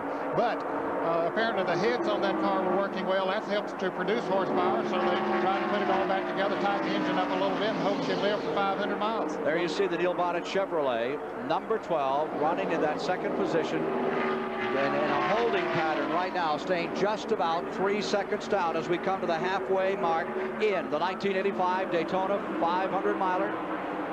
Well, Bonnet's car certainly looked very stable going through turns 1 and 2 there, only using up about half the road width, so he's probably in good shape from his handling. And here's Pearson in car number 21 having problems. A former Daytona 500 winner, another of them. Smoke coming up from that Haas Ellington car. So Pearson, it looks like it's going to be all for him today. All the gentlemen who have been champions here before, is this the year the dike breaks, the dam finally crumbles, and we have some new faces? It's been the Pearsons, the Yarboroughs, the Allisons, the Pettys to win this time after time. But this young man out in front, Bill Elliott, looks like he could score heavily today, and right behind him, Neil Bonnet, who's as good as you can get. I believe every one of the former champions of the Daytona 500 are already out of it now, Ken. We'll check our records here just to be sure, but it's amazing. Now consider this. Harry Gant in the Hal Needham. Harry Gant in the Hal Needham Burt Reynolds car finds himself up in third. Lake Speed into fourth. Greg Sachs is in fifth. What a run by Greg Sachs today. Ricky Rudd is in sixth. Darrell Waltrip seventh. I wonder if being a new father has some effect on Darrell Waltrip. He won't be a new father, and this is interesting. I was talking to Stevie this morning. I said, when is the baby coming? She said, Rockingham in the fall. Oh. Shaky got a little going down into turn number one. Sachs there, right up on the wall in the triangle. Well, the attrition here has been tremendous today. Not for this man, though. He just continues just to hold it all together. And you can see when he goes into the turns, he drives the car exactly where he wants to go. There's a look at the cars that are out of the race, Ken. It started with Ron Bouchard with an electrical problem. Kyle Petty had an engine problem.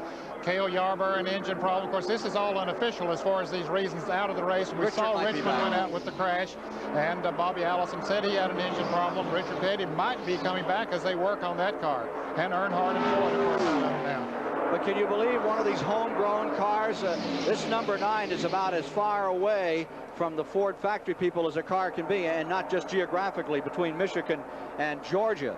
They keep very much to themselves. There's been a considerable amount of talk about the fact of sharing ideas among those various Ford teams, and it has been the Elliots who said, we worked very hard to figure this thing out, and we're just country boys, and we just as soon keep what we know. They're not about to tell. And you know, so many of the Grand National teams locate in the Charlotte, North Carolina area within a 75 to 100 mile radius there. And that's good because of the proximity to the racetracks. But these fellows down in Georgia are in a good position because they don't get the knowledge passed out to some of the teams in Charlotte there. Ted Schrader now on pit road in the Junie Donlevy number 90. Let's join another of the great giants of racing with Mike Joy. Well, suddenly just about all the former winners here are on pit road. David, what happened? Well, they must have burned a piston or something because it started slowing up quite a bit, and all at once the smoke come out of it, so I'm sure it burned a piston. These things don't get much warning when they let go, do they? No, they don't. But it run real good, you know. I was happy with the way it was running, and I could go to the front, I feel like, except the Fords, you know. And but I was just hoping that they wouldn't finish, and maybe I would, but it right opposite on that. You've raced with most everybody out there today. Besides Bill Elliott, the odds-on favorite, who do you think has the best shot? You know, I don't really know. Of course, most of the time I was running, you know, behind Bill Elliott and McHale there. I was running third most of the time until we pitted. And but as far as the rest of them, I don't really know. They are all running, you know, fairly decent. For David Pearson, the warranty on this motor expired just about an hour too early. Back to Ken Squire. He knows heartbreak before, back in 1970 when Pete Hamilton defeated him right at the finish of the race, and of course back in '67 when he had it won, and then Mario Andretti came on to win when he had motor trouble late in the race. More from Daytona in a moment.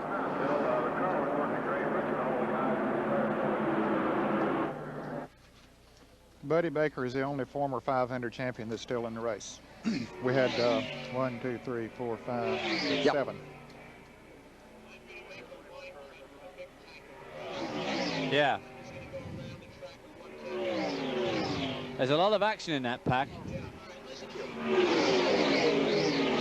Lake Speed, Greg Sachs, Buddy Baker, they're all in stay there on having a real go. Sachs.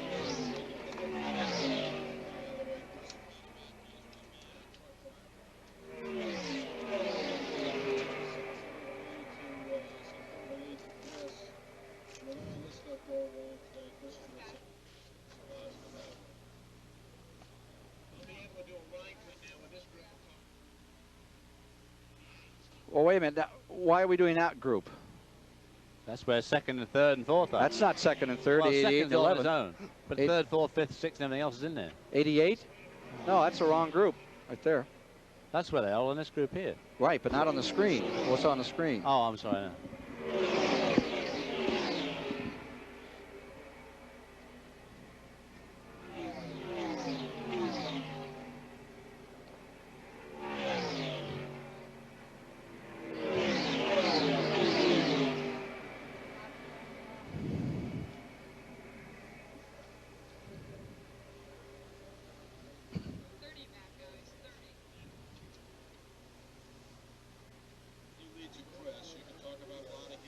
Okay, I need a little time first. I need some time first.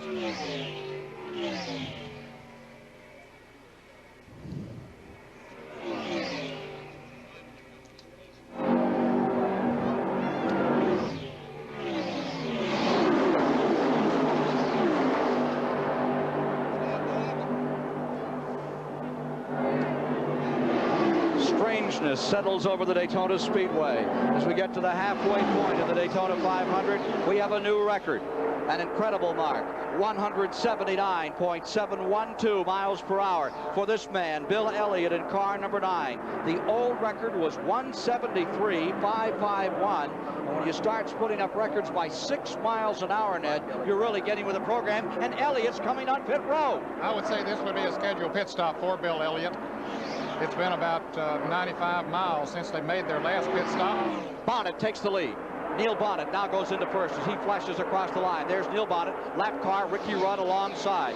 Bonnet now into the lead briefly, and it's pit road where the action is on car number 9, which is shattering all records in the history of this 27-year-old classic. They changed the right side tires and filled it up with gasoline, and he's already away. A good pit stop for Elliott, about 15 8/10 seconds. That's very good, and Neil Bonnet seemed to slow down to me on the back chute then when Ricky Rudd went by him and put himself back on the same lap as Neil Bonnet in second spot. So I would assume that Bonnet's probably going to come in this time. He seems to have slowed up quite a bit. Well, who do we have left of the old 500 winners here, Ned? There is only one in the field. Buddy Baker is still running. He's 1 lap down right now, showing in the top 10, but he is 1 lap off of the pace. But he's the only former champion of this race, and there were 7 of them at the beginning. Neil Bonnet's car just doesn't sound right to me. When it went underneath the start-finish line here, it didn't sound too healthy. Lake Speed is in 3rd. Greg Sachs, the New York driver, is in 4th. And Ricky Rudd in 5th, a lap down. And here is still another retiree from this tremendous battle. That's Trevor Boyce, who's driving the Dr. Ron Benfield car. First time out in that car for him this year. Drove for James Hilton a year ago. It's very strange, you know, that most of the retirements so far are some of the most heavily financed teams. And of course, these are the guys that really go for the win.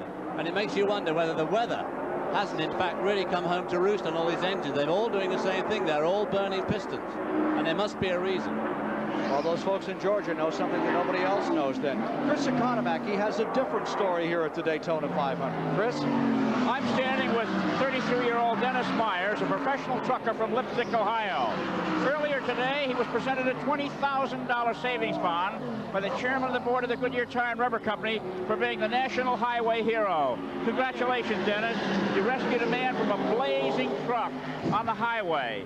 You saw the action happen in front of you. How much thinking did you do before you ran into those flames to pull that man out? There wasn't much thinking. I just did what I had to do, and I figured he'd do the same for me. Well, that's one of you. See these drivers out there? You spend your life at a steering wheel. Would you like to drive one of these things? I don't know if I can handle the pressure, but I'd like to try it.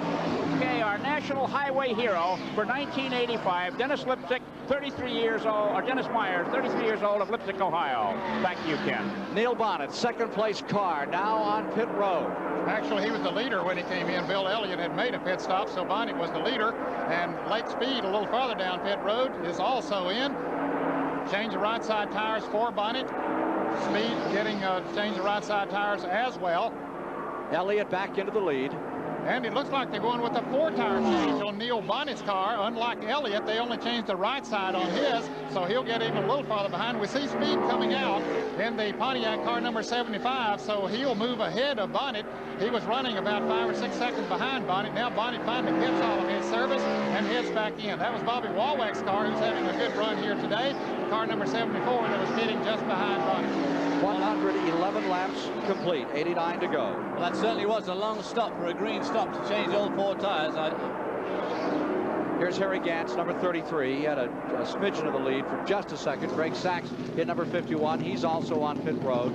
Elliott continuing to command this race. Is taking place. Only 1 caution thus far, and yet this high attrition rate on motors today, Ned. Well, that could certainly attribute to it the fact that they've been having to run so hard for so long and not having the slowdown periods of the caution.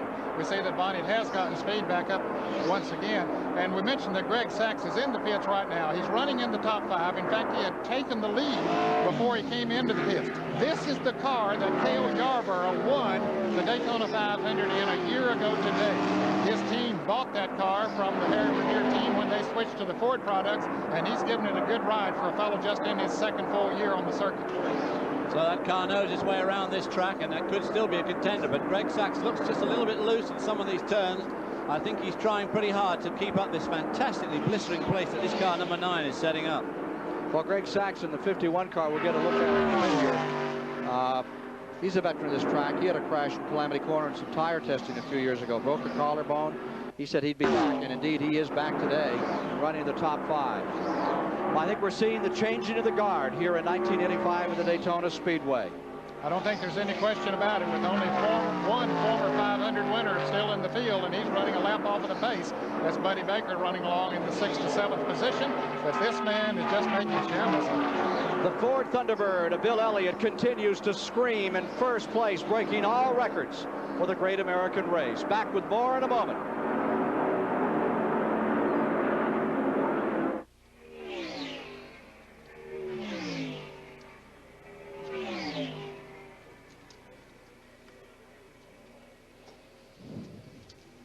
Down.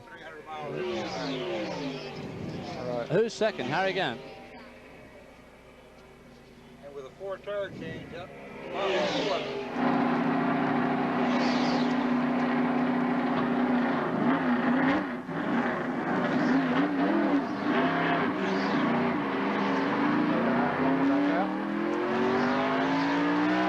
Walker coming in. Scheduled start for all of these guys. Is Arrington still in the race? Who? I mean the Arrington, but yeah.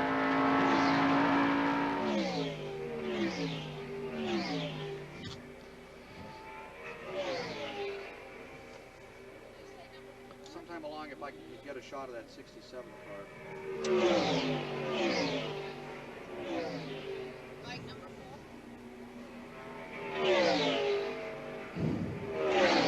Yeah. You got him right there. Yeah, he's on the... Yeah, he is. Yeah.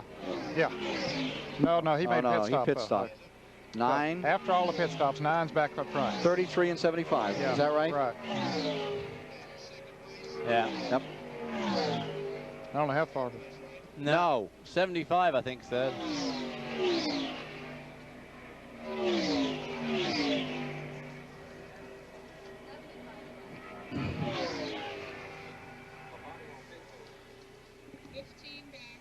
He's about 15 seconds in front of me.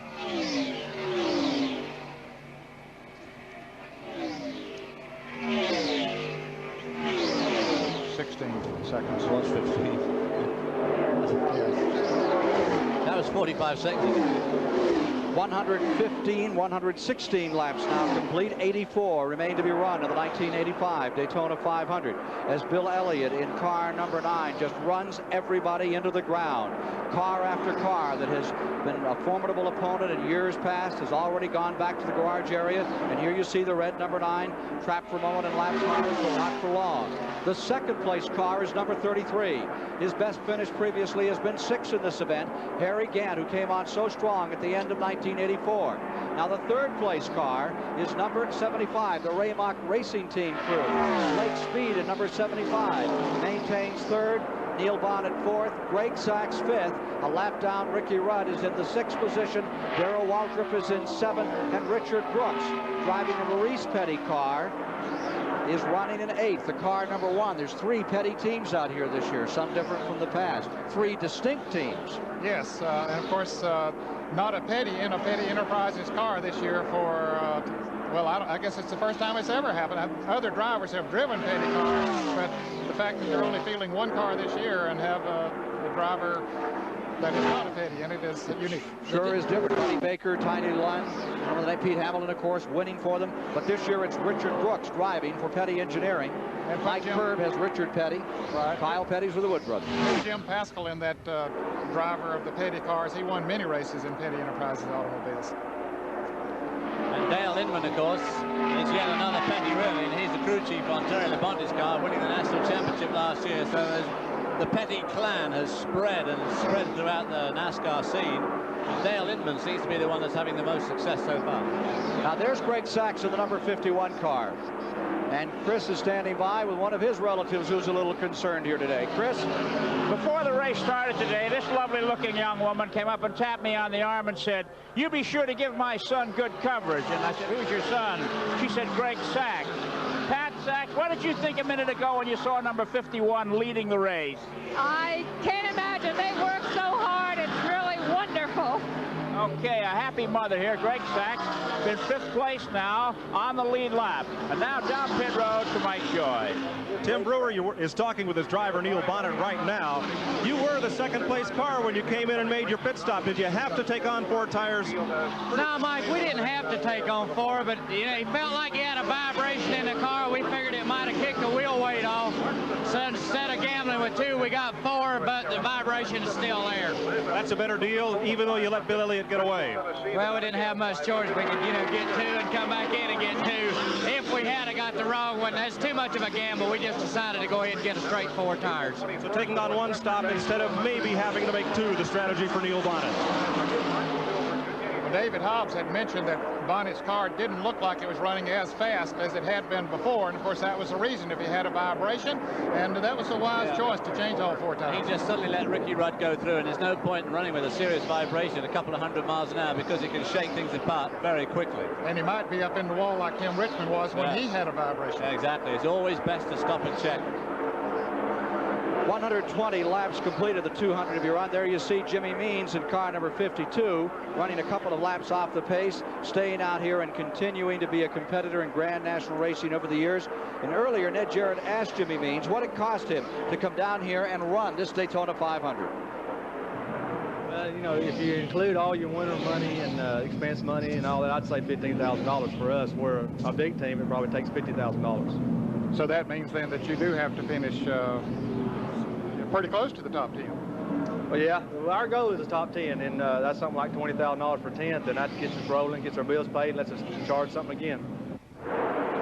Jimmy Means in car number 52, continuing to slug it out here in this Daytona 500. 62 cars signed in, 40 qualified to start today's race. Here's Means, still working, still staying in the hunt, late in the going, not being shown, now being shown in the 21st position. Here's the leader, Bill Elliott, in car number 9. This is not exactly a megabuck team, but it's a well-organized, strong family unit. And family units over the years have always seemed to work well in racing. But behind the big stories of those major super names you hear in stock car racing, there's another 80% of the field that don't live quite the same way. Among the Grand National drivers, 3 champions whose names are known to every fan, come up at every single race and are known. But there are others whose goals are the very same, but whose luck is not. Racing is big names, big business. Buddy Baker's made over $2.5 million. Bobby Allison and his 81 wins, some $5 million. And Richard Petty, he's won over $5.5 million in posted awards.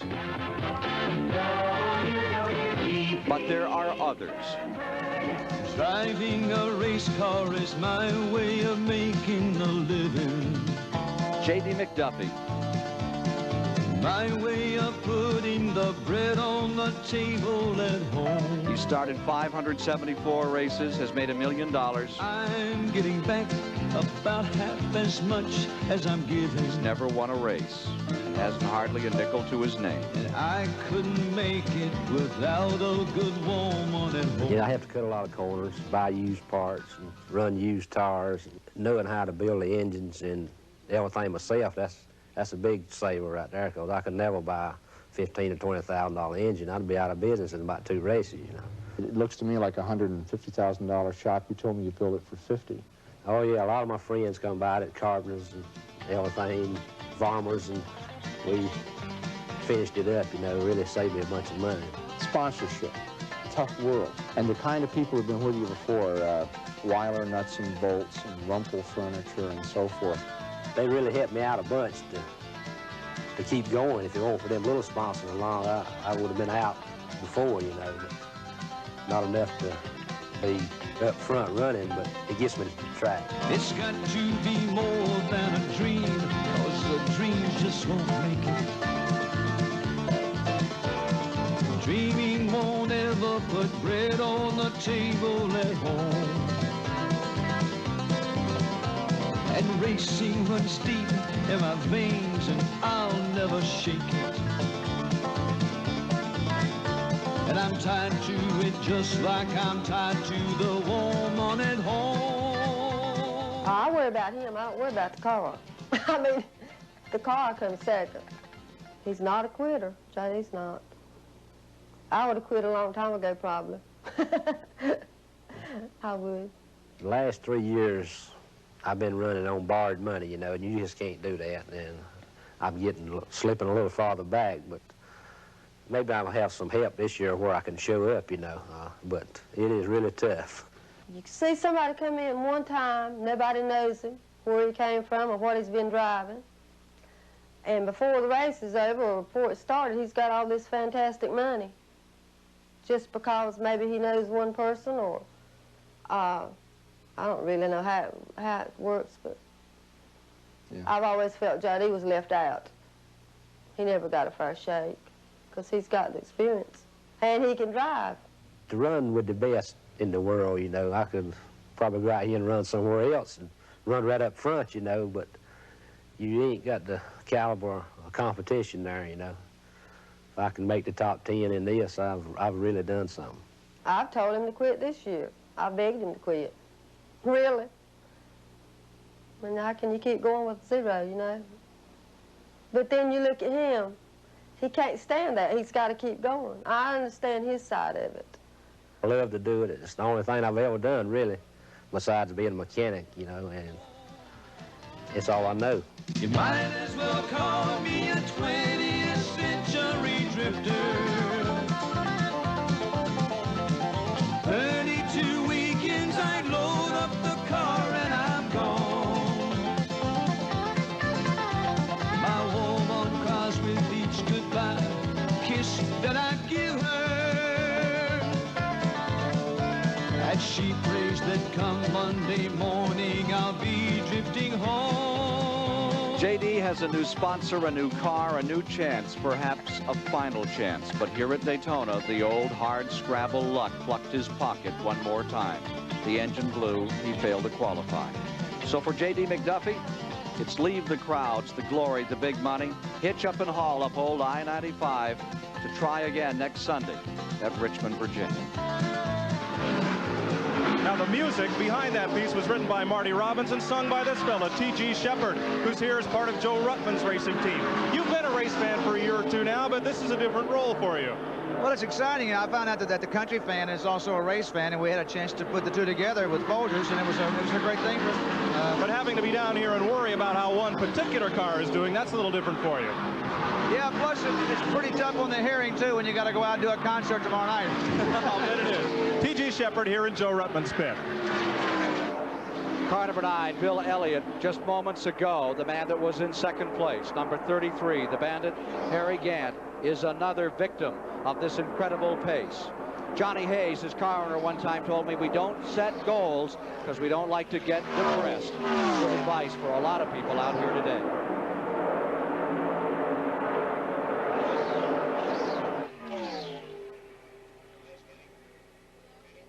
Yeah. What?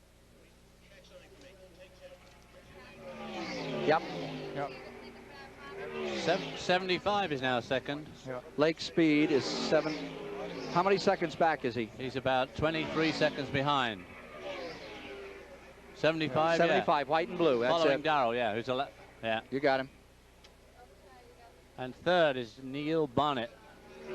Neil Bonnet is third, and Greg Sachs is fourth. Okay.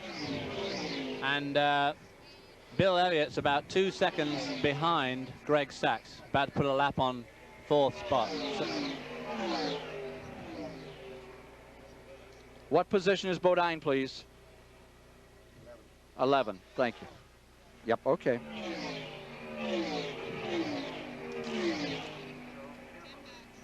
Thank you.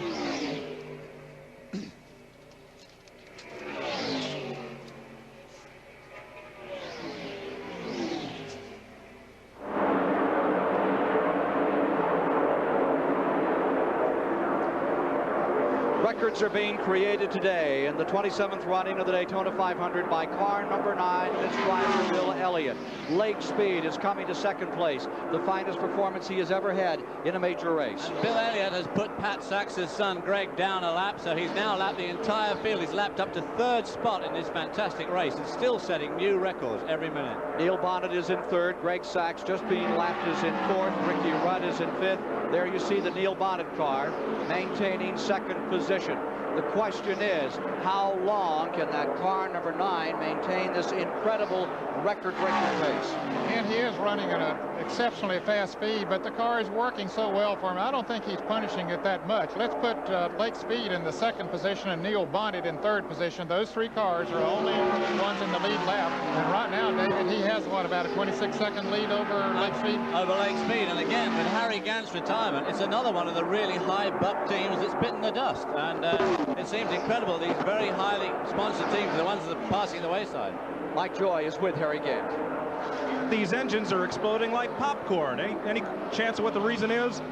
Well, it seems like everybody's burning pistons. In our practice sessions, the laps that you are able to run a car wide open when you're trying new tires, when you would, it would burn a piston. And all day today, I hadn't been able to really run wide open until the last, I got in the open and I got a good set of tires there. And so when I ran wide open for, you know, those 8 or 10, 12 laps, it burnt the piston again. You looked then like you were just riding. Yeah, everything was working good. A lot of cars have a lot of trouble, and I just wanted to stay in for the finish. It didn't really matter where I was running at this point. I was surprised, you know, with that high on the board. And I think, well, all I got to do is catch on with Darrell and 75 car and sort of take it easy. And just as they caught me, I moved over. I want to be the rear car. It seemed like it works a little better at the back until they come down to the end. And they were lapped down anyway, so except for the 75. So it just burnt the piston. Harry Gant. Again, I think David Hobbs hit the nail on the head at the top of the show when he said the difference in the temperature today, the way that they set those cars up, 45 to 55 degree temperatures earlier. These cars are so sensitive to difference in barometer, air temperature, pressures of various sorts in the air, and when you come out here and run at these speeds, David, today that they're running, that's what's doing burning the pistons. Well, I'm sure it is, and of course, the higher the buck the team, the more trick the chief mechanic always has to be to get an advantage over his rivals. And I think these are the guys that are probably more likely to trick themselves out of a place than the low buck guys who just don't worry about it. They can't do anything about it. There you see the leader. There you see second place. That is the number 12 car, well, that's the car third number place. 1 of Dick Brooks. And the number 1 car with it, the Neil Bonnet car, running in third with the Richard Brooks car. And the Lake Speed car, number 75, is maintaining second. And we're inside Jeff Bodine's car for a moment. Bodine is maintaining at this time. Jeff Bodine is being shown in the 13th position, a couple of laps off the leaders. And he's running right behind Rusty Wallace there. That would be for position if he's able to move around him. Wallace, the 1984 Rookie of the Year on the Grand National Circuit. I don't know what's up with Jeff Bodine. He ran so strongly yesterday. He ran very well in the 125-mile race on Thursday. But they've obviously just got some problem just keeping him off the pace today. Right from the very beginning. Yeah, just never was in it. It's very disappointing for him. There he is, still tucked right in behind Rusty Wallace, and that is a battle for 12th position. They're actually fighting for a spot out there here in this $1 million payoff. It still is. Records to be made for Bill Elliott, with Lake Speed, the big surprise, in second, Neil Bonnet in third.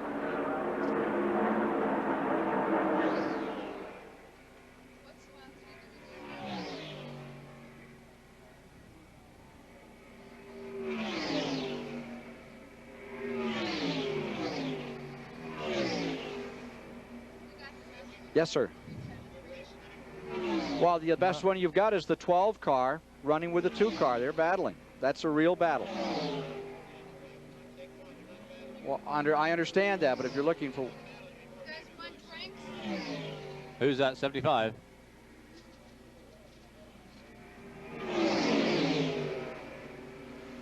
Huh. That's depressing. He's pulling away. Would you put the old marks in there for me? Just write the new ones. There are the old marks. No, I mean put the new ones in. Just so they're in one place at one time.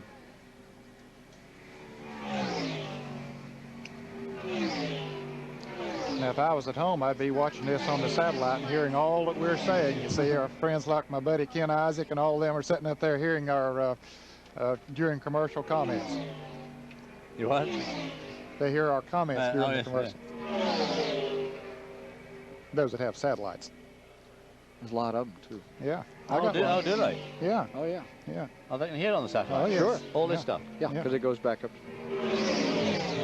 Well, they can't see your lips move, Dave. No.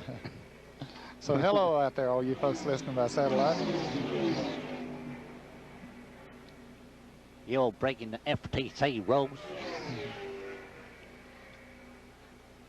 Well, I tell you what, this kiddo.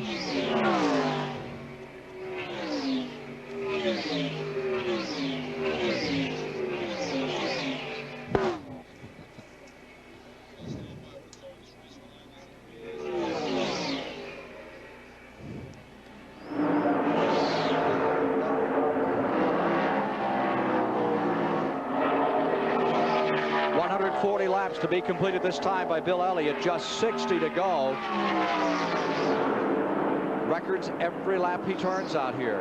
The marks are at 50, 100, and 150 as they're kept at the Daytona Speedway. We've already seen the 50 and 100 broken, and by remarkable numbers, and the 150 lap mark. 1980 was a 174.014. That one stands very much in doubt right now. Looks like he's going to crack through that unless there's a caution immediately. Well, Bill Elliott has slowed down. He's very kindly lifted off the pace, and he's only going about 192. But he seems to be pulling away from Lake Speed in second spot, who's dicing furiously with Darrell Waltrip, who is at least one lap down. And he's pulling away from Lake Speed, even at his new reduced speed, at about a second a lap. Just about a second a lap, and he's on his own, no draft to help him. Lake Speed is trying to get more speed out of Darrell Waltrip to help him along. There we see Lake Speed and Darrell Waltrip just in front of him. Lake Speed first came here in 1980. In fact, he didn't even qualify the first year he came. He ended up in the consolation and won the race. 1981, then came on and ran the Daytona 500 since, and always finished well back. His car owner is standing by with Mike Joy right now.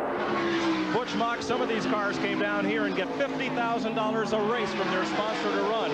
Until last night, you didn't even have a sponsor, and you're in second place, while a lot of those high-money teams are in the garage. Isn't that kind of ironic? Yeah, it is, but, you know, we've raced for 5 years now, and I think we got us a good driver, and Lake Speed is doing us one heck of a job today, and we signed a deal last night with Nationwide Auto Parts, and I can't think of a better way to welcome them to Grand National Racing than keeping the car in front all day. He's got a sponsor here who's never been to a Grand National stock car race, and they're in second place. Let's go to Chris. There's a three-way battle in progress for fourth place. Three cars are fighting one another. The scoreboard shows Greg Sachs in car number 51 is fourth. Ricky Rudd in car 15 is fifth. And Darrell Waltrip in car number 11 is sixth. I'm with Linda Rudd, Ricky's wife. How's he doing in that battle with Greg Sachs? Greg's about... It looks like he's going to come into the pits here. And the best laid plans of Meisler. Let's just turn the camera around here and watch this Ricky Rudd pit stop that is coming up in a rather unsuspected fashion here. He's sliding his wheels to the stop. And, of course, this is going to play an important part in that battle to move up on Greg Sachs. Right side tires, gasoline, of course. And it looks as though car owner Bud Moore is quite calm, despite the fact that the pit stop was unexpected. Rudd throws his drink out, and away he goes. And that's what it's all about in stock car racing, being ready for anything that crops up. Back to you, Ken. Running in fifth when he pitted, car number 15, Ricky Rudd, victim of a horrible crash here a year ago, and then came back in the very next race in Richmond, Virginia, and won it. There's the Joe Ruttman car. T.G. Shepard car back on the pit lane there for looks like a scheduled stop. They seem to be ready for him. Yeah, I think these are scheduled stops. While Ricky Rudd was in, Dick Brooks brought the Petty Enterprises car in for a pit stop. We'll see Elliott coming in before too long. Oh, car number 4's had a tire roll out across the track. Ruttman, who's been running in the 15th position overall on the field. It's all right. It's only going to run across the main straightaway. Nothing to worry about. Bill Elliott still running along strongly there in the front with about a 30-second lead. He's got over a half a lap now, well over half a lap on second spot Lake Speed. It's good to see a driver like Lake Speed get sponsored at last. He's been knocking on NASCAR's door for about 4 or 5 years now. He's an ex-karting champion, obviously a very accomplished driver, and this looks like being a really good run for him. Leader still Elliott, Bill Elliott, Dawsonville, Georgia, who looks like he's going to break the stranglehold that has been held on this racetrack by the great racing stars of NASCAR for the last 2 or 3 generations. And there is the second or third place car. That is Neil Bonnet. Neil Bonnet running in 3rd place, and he may be getting ready to come in here. We expected him to come in before too long, Ken. He isn't going to stay out there and take a chance of running out of gas. One thing that will or can happen, and does many times. Okay, let's first go to Mike Joy. He's in the Elliott pits. Bill Elliott comes to a stop. One of the headlight doors that come off that car gets a little extra air inside, spoils the aerodynamics. Right side tires, 2 cans of gasoline, 11 gallons each, and they tape up that headlight hole. The NASCAR inspectors make them cover that up. They don't want anybody getting any added advantage. Perhaps there's a little bit of cooling mechanism back there. They'd want to get some air too. He's still up in the air. Tire change just about complete now. Butch Stevens ready to drop the jack, but it's still up there as Ernie Elliott tapes over that headlight. They won't let him leave until it's done. Nope, one more piece of tape, the inspector says. He's got it affixed. Oh, come on. This is agony here. Ernie's arguing with the inspector over the amount of covering they're going to need. Well, they found one way to slow Elliott down, and that's by holding him in the pits while they stick a little more tape on the right front corner. What do you think of that one, Ned? Well, that was a very long pit stop while they made that extra repair on the front. You know, the way he's running away. Do you think that fender was getting that loose around that headlight? Well, of course, it could create some hazard for other drivers if that sheet metal starts coming apart, and then it could come off on the track. And these tires are very easy to cut. Here's Lake Speed, who has now taken over the lead in car number 75. But it was a safety precaution as far as the NASCAR officials were concerned, but a very devastating one as far as Bill Elliott was concerned. And again, I was about to mention, when he was coming into the pits, you don't want to run out of gas with these automobiles because that will burn a piston in many cases. So you don't want to run it down too low, and especially the way he was running there today. You don't think they were trying to tighten up the field? Well, I would say you never know, but wasn't exactly too subtle, really. That they took far too long. That took 41 seconds. I mean, pretty well no excuse for that. Let's get to Mike Joy for more on that pit stop. Well, Ernie Elliott is back behind the pit wall pacing. He doesn't want to talk to us, and he used up about half a roll of tape getting that right front corner secured. True, as you saw when the car came in, the headlight door had come loose, but the NASCAR inspectors made sure they put an awful lot of time to get that really solidly taped up before they let Bill Elliott back on the racetrack. Car number 75 is now on pit road. Lake Speed. He was the leader, of course, before he came in, so that'll put Neil Bonnet back in the lead in car number 12. And Ken, during all of this, Darrell Waltrip has now gotten back in the lead lap. Remember, we saw him running right in front of Lake Speed. Speed was just drafting Waltrip around there, and so now that puts Waltrip back in the lead lap. Of course, he'll have a pit stop coming up before long. So that Elliott stop changed the complexion, adds another car to the machines now running in the lead lap. Now this will be a lengthy pit stop for Lake Speed also because he's taking on 4 tires. Neil Bonnet changed 4 tires the last time around. Here he is now as he comes off of turn 4. He's in the lead, and he'll be coming in before too long, but he should only have to take on outside tires when he comes in. 147 laps are complete, 53 remaining. And as Lake Speed goes back out, Neil Bonnet put a lap on him. Boy, if he could catch a caution, that would really put him in good shape, but we haven't had many cautions today. Lake Speed. And that's his real name. Everybody says, that is his real name? Sure is. That's his Christian name. Well, that fits a race driver, doesn't it? Number 12, Neil Bonnet. Very much in this race. Whole question stays on the number 9 with the technology so much the same on these cars. Elliott in number 9 comes up with a couple of brothers and a dad who has a sincere interest in racing, and he out-engineers everyone. I think that's the incredible story here today. Oh, there's no question about it. And I'll tell you, there's a guy by the name of Ralph Moody that was so prominent in this sport for so many years ago. He was a sort of a right-arm engineering guy for Ford when they were in racing, when they had the full factory teams. And his philosophy was always keep the race car as simple as possible, keep it as stock as you possibly can, make the wheels track and not offset and do a lot of things that others try to do, and you'll get the most out of it. That's the philosophy that the Elliott's try to use, and boy, it pays off for them. So as matters stand, Neil Bonnet for the moment has the lead. Greg Sachs finds himself in second, and Bill Elliott is looking up from under in 3rd place for the first time today. Has Bonnet stopped? Has he stopped yet? No. No, he's been going a little further than most of them. If he goes another... No, he'd never do. He wouldn't go to the end, would he? They won't go to the end. course, now I said Bonnet put a lap on speed. He hasn't got a lap on 9. He hasn't got a lap on 9, has he? No. Sir?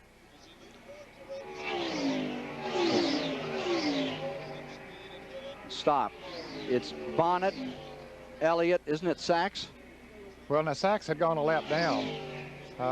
He had gone a lap down, but he should have unlapped himself. Let us figure him out. Well, he came back a lap when Bill Elliott Stop and say, let's watch him come through. Okay, here's Bonnet. That's first. No, that's Walter. Here's Bonnet now. Okay, here's Bonnet. That's Bonnet right there at the line. Now he's a lap down. And Elliott is a lap down to Bonnet, right? No, I don't think so. I don't think so. Lead lap. 12:51.9 and 11 at 150. We've just gone by the mark. 12:51.9 and 11. I think he had 51 on pit road. I think 9's in second place. He is now. Definitely. Yeah, he'll be in second place. He comes to the line. Yeah, he just came by the line. Okay. He's 20 seconds behind Neil Bonnet, number 9. Right. And he's in second spot. Now, is he in the lead lap? Yes. Oh, yeah. Okay. Yeah. So it's 12, 9, 11.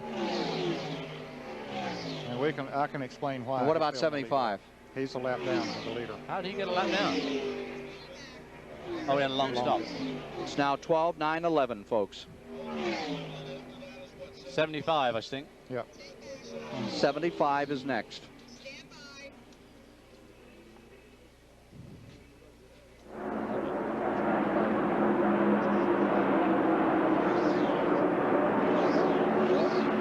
For the moment, Neil Bonnet in car number 12 leads the Daytona 500. This moment comes at lap 152. Elliott is in second place in the same lap. In the interval, Ned? About 20 seconds, but Neil Bonnet seems to be having an incredibly good fuel consumption. He has been running a little longer today than most of the other cars. He'll be coming in before too long. Now, Ken, even though Elliott made a 40-some second pit stop, he remained in the lead lap because he was more than 30 seconds ahead before he came in. And Waltrip stays third. Waltrip is in third place in the lead lap, but he too has a pit stop coming up. He and Bonnet both will be coming into pits before too long. Chris Economaki is standing by with Mrs. Waltrip. Down here, down Waltrip's pit. Stevie, you got a second? He was 23rd early, now he's third. What's making the difference? Elliott's pitted and we haven't. You know, big news for the Waltrips this week. The doctor said that Stevie is going to become a mother. Are you happy about the new developments in the family? I really am. Daryl and I are really excited about becoming parents in October. You know, that means you won't be sitting in this chair next season. Very busy doing her clerical work, be keeping tabs on. Will you be able to do this work next year? Well, I hope to. Okay, good luck, Stevie Waltrip. And her husband coming on the late stages of this year's Daytona 500. Jeff Bodine on pit road, running currently in 9th position, fueling car number 5, the Harry Hyde car.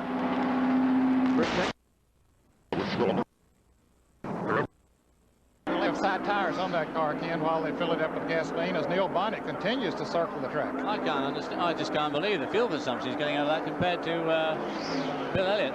It looks like he's coming in this lap. Well, David, he has been running about 4 or 5 laps farther each time, and so as that goes on, you know, that builds up. He is coming into the pits right now. And the 10th place car, Rusty Wallace, has just pitted as well. Wallace has come on pit road. Now you're watching Neil Bonnet in number 12, trying to win his first Daytona 500, come to a halt. Pitting right in front of car number 95, that's Sterling Marlin, who has run a very good race here today in car number 95. And Elliott retakes the lead. Bill Elliott flashes across the line, so he'll be back in first place. Good pit stop on Neil Bonnet. Whatever work they did on that Neil Bonnet car, going back to that qualifying motor, has kept him right up in it. But he's still a distance away from the performance of the Elliott family of Georgia. Bonnet gets back out into the thick of it, where he had about a 20-second lead. He's perhaps going to be at least that far behind Bill Elliott now, but that'd be a... Darrell Waltrip's coming in now, the 3rd place car making this pit stop. Oops, locking up the rear brakes. Brakes a little, trying to get that one whoa. Flat spotting the rear tire. Best finished second back in '79 for Darrell Waltrip here in the 500, the two-time Grand National champion.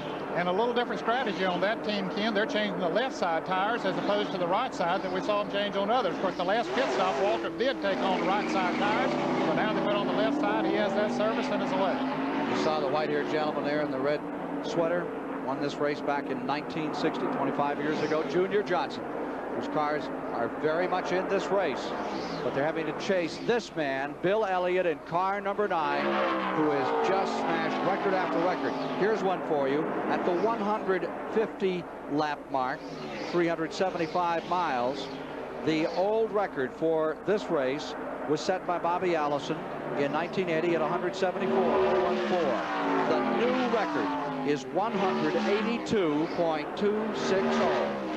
That's a fair old clip for a Sunday afternoon drive, and it looks like he's got about a 26-second lead on Neil Bonnet, who's lying in second spot. Youngest driver in the field, Bobby Hillen, out of Midland, Texas, getting a draft here as he comes back to the line. Bobby Hillen stayed in it and runs now in 7th position. Just a very good run for him, and that has to be a thrill for him running behind a veteran like Darrell Waltrip and being able to run up with him. But he has a crew chief on that car, Ken, Jake Elder, who has made his rounds in this sport, but he's had a great influence on a lot of drivers, including the one running right in front of Bobby Hill and Darrell Waltrip, and that's a big help to him. Bobby Hillen, of course, is only, what, 20 years old, very, very young. Came here last year, didn't quite make the field, but looking pretty good this year. Bobby Hillen was asked if he thought by racing at age 20 if he was missing something instead of doing what other people that age do. Well, I feel like I'm in with a tough bunch of guys, and I feel like it's a good opportunity for me to learn, because all these guys that are in their 40s and late 40s, they know so much, and if I can just go out there and learn what they've got to teach me out there, when I get into my late 20s and early 30s, I can really use that and hopefully be a tough race car driver. Bobby Hillen, and currently the update is that he has pulled himself up into the 7th position overall of the field. Bobby Hillen in car number 8. Number 9 still out in front.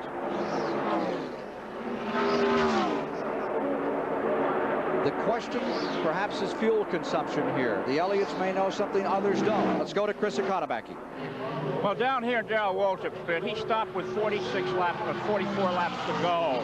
The car can only get 40 laps out of one tank full. That's 4 laps short of going to the end. It's going to be a tough break for Darrell Waltrip to have to stop in those closing laps and get that splash of gas. 100 miles is about all most of these cars can get on a tank full of fuel. Some, however, get 1 or 2 laps more, but not number 11. Back to you, Ken. All right, Chris, here is number 9. Elliott coming around with 100 miles to go, and he crosses the line this time. There's the second place car, Neil Bonnet, his Chevrolet trailing that Ford. And there should be number 75 running in 3rd, Lake Speed, who has never finished this race. Every time he's come, he's had mechanical failure, an accident in '82, an engine failure in '83. Push rod went out last year on it. But right now, he's in there looking for a good finish, maintaining 3rd. And here's the Chrysler product of Morgan Shepherd in the pits with the hood up on it. The only Chrysler product in the field. He's driving the car that the fans have been accustomed to seeing Buddy Arrington at the wheel for so many years, but Arrington now just wants to be a car owner. Old Petty car, that one, and Morgan was really having trouble adjusting to that car. Had a lot of pushing it for the way he's used to driving in the Fords and Chevys. He says he's really impressed with the engine on it. Caution is coming out. Caution is coming out. Car up in turn number 4, just west of the bottom of the track, trying to bring himself in. Dave Marcus. Now then, I wonder if this is a ruse to get Neil Bonnet to put some gas in now, because with 39 laps to go, he could probably just make it to the end, and I don't think that Bill Elliott can do it in 39 laps. Depending on how many caution laps we would run here, David, of course they don't use nearly as much fuel during a caution lap as they do. Apparently, the car number 71 ran out of gas. We saw him slow down on the backstretch a little bit ago, and Dave Marcus apparently tried to stretch it a little too far. And Dave had gotten himself up in the top 10, was running a good race here today. He's another of the top independents. He's still running. I can't believe they brought the caution out for him. There must be something else on the racetrack, or else they are trying to bunch up the field. Dave Marcus, one of the hardened veterans of Grand National Racing. You saw him begin to have trouble on the back straightaway. There's Terry Labonte's car back in another time. Well, it's behind the wall now, I think, that car. They've really got fed up with it this time, pushed it behind the wall again. Dave Marcus's best finish here at Daytona, a pair of 6th-place efforts in 75, back when he drove for Harry Hyde. Jeff Bodine has him this year, and 78 for the Australian team. And all the leaders are on pit road. Number 9 is in. Elliott coming in. Here's Waltrip making his way onto pit road. Richard Brooks in the number 1, who's running in 7th place. Here's Mike Joy. Neil Bonnet brings his car in, has to thread the needle between 2 pits, almost gets a piece of Sterling Marlin. And again, they'll put right side tires on the car. They should be able to go the distance on fuel this time. A wipe of the windshield and right tires, and Bonnet will be back out. Let's go down to Chris. Okay, I'm at Darrell Waltrip's pit. Now, this will be the last stop for this car, unless it's the yellow flag. 97.5 miles remain. They changed the outside tires. They're rolling the inside tires in. Okay, down to Mike Joy. Will be a 4-tire change for Neil Bonnet, taking advantage of the caution flag and make sure that he's got 4 fresh sneakers to go the distance. This is the fastest potential combination of tires they can put on the car. 4 fresh ones to run the distance. Bill Elliott out already, and they all can make it home from here. Yeah, I think they can. As David said earlier, it'll be very close as far as Elliott is concerned. But if they run a couple or 3 laps here under caution, David, not burning much fuel, I think he can go the rest of the way. But I wouldn't think they would have many laps under the caution, would you? Dave Marcus's car has been pushed in by a truck. 2nd caution of the day. Let's go to Chris Economaki. Talk about luck. When that yellow flag came out, Darrell Waltrip had a flat tire. Had it not been yellow, he would have had to stop and change this under green, and it certainly would have cost him a shot at victory. So he got the bad brakes at the top of the race and the lucky brakes in the closing lap. Back to you, Tim. So we're getting ready to resume the 1985 Daytona 500 with less than 100 miles to go. Stand by for the finish live.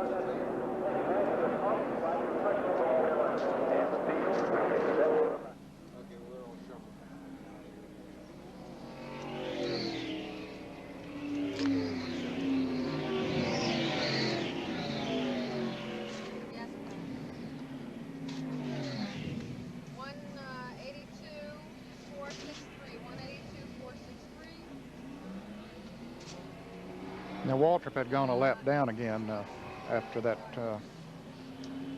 after his green flag pit stop. Yep. Only have 3 cars in the lead lap. So we should have 51, 15, and 11 running together and have a race back there for 4th place, right, Ned? Yeah. And Bobby, yeah, right. Bobby, when you come back, you should have a race between 51, 15, and 11. 51, 15, 11, and 1 may be in it too. I mean, not maybe. He's the next one in line, and they're running pretty well with that Maurice Petty car. You have 3 cars in the lead lap, which would be 9, 12, 75, and then a lap down, and 11 has gone a lap down after that green flag stop. Be 51, 15, 11, 1, 88. What and number? 5. What There's number is 6 that? cars. What number is that? Is that 88? Yeah, Baker. And 88 Baker's in that group. And Jeff Bodine. Is Baker, that's a lap down? Yeah. Not a lap down. Who? Oh, okay. Wait a minute. That's being, the Bodine thing is being erased. That is not a lap mark. They're all in the same. Yeah, okay. That's what I'm saying. So you got 51 in. Yes, yes. They're coming up to the flag now.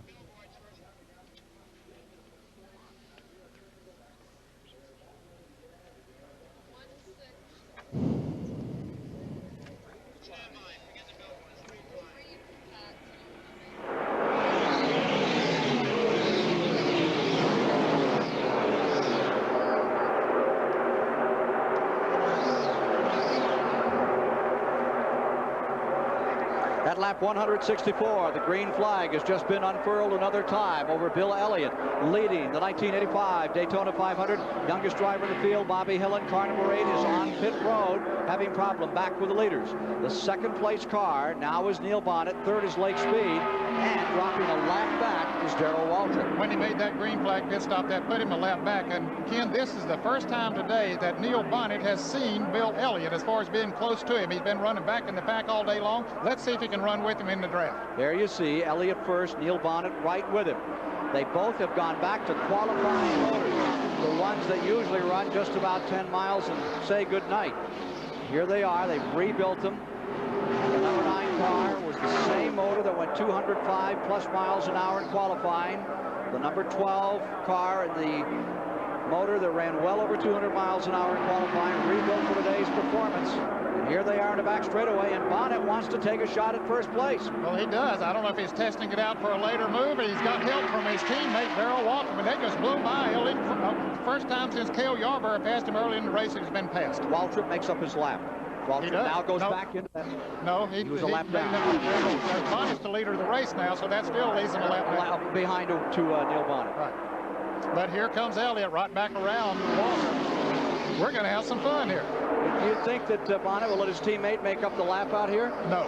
I doubt it very much. Absolutely not. He got by the 9, but he has to get by the 12. Waltrip, with a little bit of assistance, now runs out of it. 166 complete. Won't get much assistance from Neil Bonnet. He is determined to win this race. Well, Neil Bonnet and Terry Labonte were the only two guys to put up a really big fight on Thursday in the 125-mile qualifying heat. And Bonnet and Labonte have always been the two dark horses in this race. And of course, poor old Terry Labonte was sidelined some time ago. Back to the line they come to complete the 167th of 200 laps. For 12. Neil Bonnet there, Bill Elliott in the second position. Well, I don't know. I would assume that Bill Elliott would follow Neil Bonnet here to try and save his fuel, because he is a little bit more marginal on fuel than Neil Bonnet. And of course, he can always take that lead on the last lap, as we've seen done twice before. Remember that Lake Speed, number 75, look at them. Boy, oh boy. 75 is in third. Lake Speed is running in third in the lead lap. Junior Johnson. Boy, he's excited. As collected as ever. There you see Ricky Rudd mixing it up. There's a good battle going on for fourth among 5-6 automobiles. Neil Bonnet trying to shake that draft. Looks like he's trying to shake him out of the draft, but some fat chance of that. Yeah, I don't think there's any chance of that. 169 laps complete this time by. Here's Chris. Okay, I'm down here with Junior Johnson. Junior, looks like your boys are trying to double team Bill Elliott there.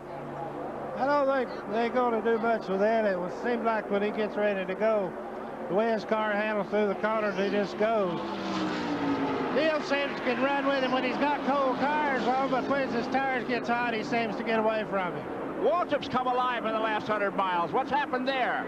Well, to start with, his chassis was off, and like I said, when we finally got it adjusted, he's in pretty good shape now, but he got a lap down waiting to get it adjusted. Okay, there's the word from Junior Johnson, the owner of cars number 11 and 12, driven by Darrell Waltrip and Neil Bonnet. Ricky Rudd is now fourth, the white and red number 15, the Bud Moore Ford. There are the leaders, Bonnet, number 12, Elliott, number 9. One lap down, running for fourth. There you see Ricky Rudd, followed by Darrell Waltrip and Greg Sachs, very much in it. Waltrip on the inside makes a move on Ricky Rudd going to turn 3. And Greg Sachs nestles right down in there and tries to come through as well. Last year, Ken, Junior Johnson's cars finished 3rd and 5th in this race. Waltrip with 3rd, and Neil Bonnet was in 5th place, and he has 2 of them running in the top 5 now. One leading the race, and now Waltrip has moved into the 4th position. 30 laps to go. Bonnet still first, Elliott in second. Third spot, Lake Speed in the 75, a Raymock car. Let's check in on Jeff Bodine. Still out here and try. 10th position now on Jeff Bodine, number 5. And even the leaders are spattered. Vision begins to go away at this time in the race. Yes, it does. Those windshields really get pitted, and the sun beaming in on them. It gets a little tough to see. Your eye seems to adjust to it. Let me correct myself. Neil Bonnet finished 4th in that race last year behind Darrell Waltrip. 17 cars are reported out from the 40 that started. 17 out. Bonnet and Elliott squaring off to decide the Daytona 500.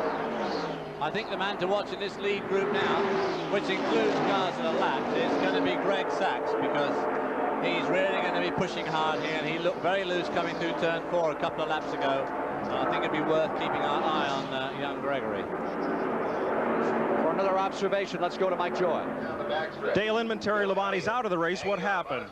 Well, we lost the clutch on the racetrack to start with. We brought it in, readjusted that, but it had got hot before. Then that last stop, it wouldn't go in gear, so we had to give it some more free travel, and it finally just went away on us completely. Neil Bonnet, Bill Elliott, Lake Speed, Greg Sachs. Who's your pick to win this one? You watched most of it from pit road. Well, I think Elliott will still pull the thing off, but I know Neil Bonnet's an awful determined young man, so who knows? He might just have enough to get by him the last lap. But Bill's been awful strong all day, and I think it'll be between those two. Well, that's the crew chief that's been to victory lane more than anybody else. Back to Ken. Car number 1 seems to be slowing down. Car number 1 may be bringing out a caution in turn number 2. That is the Maurice Petty car. Ford, tire down for Richard Brooks. Now this is where Darrell Waltrip will want to try and lead across the line to get. Here they are racing back to the line out of turn number 4. And I don't think he has a place to go. And the caution is out. Waltrip can't pass Elliott nor Bonnet, so he'll stay one lap down. Here you see the tire off from. Amazing, that thing just sitting there, Ken. Yeah. And I guess that came off of the car number 1. Must be real sticky. Yeah. Talking about sticking to the turns, it's really doing that. So Bonnet stays first. Elliott stays second. Third caution of the day. 17 of 40 have retired from the event. Here's Richard Brooks pulling onto pit road. Third caution of the afternoon. Minus 1 wheel. Strategy here. They'll come in again for a tire change. And of course, that, as far as them being able to go the rest of the way now, that all goes out the window. There'll be no question about that. Dick Brooks takes the car number 1 into the garage area. He knew that apparently too much damage was done to the suspension when it dropped down on the pavement, so he's going to be out of it. Richard Brooks, first Grand National race he ever saw was the 1969 Daytona 500, and he watched it from behind the wheel of a Plymouth car. Finished 32nd that year. His best finish, 1973 at Cotton Owens Dodge. Next to last race for the Cotton Owens Dodge. Let's go to Mike Joy quickly. Bill Elliott is on pit road. His crew chief Ernie was concerned they might not have enough gas to go the distance. No more concern now. They can easily run the route if they get a full tank of gas here under caution. Again, it's right side tires, a cleaning of the grill. In fact, Butch Stevens hauls that jack around to the left side of the car, and they'll take on 4 fresh tires. Down to Chris Economaki. All right, Darrell Waltrip is taking on 4 new tires. He got fresh tires not 5 minutes ago. This is called in racing parlance rebuilding the car for that stretch drive to the finish. All fresh, clean windshield, and away goes Darrell Waltrip.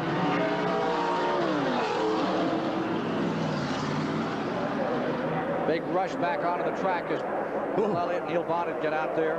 Darrell Waltrip. Neil Bonnet carving up his teammate as they leave the as they leave pit lane now. I'll tell you, they race every ounce of the way, whether it's on pit road or out on the racetrack. 175 laps complete next time by, and there will be 25 to go. Well, this should make it a real tremendous NASCAR down to the wire finish. All got new rubber. They've all got top. No one's going to run out of gas.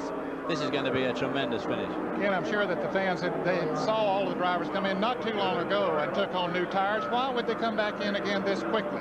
Well, the cool, fresh tires will run faster. When one driver comes in and changes those tires, the others have to if they're going to expect to stay in the draft and have a shot at it. Car number 51, Greg Sachs, did not come in. He's back in the lead lap.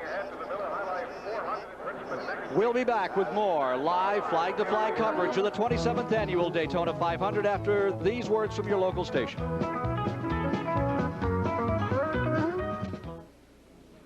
Sachs still in pitting.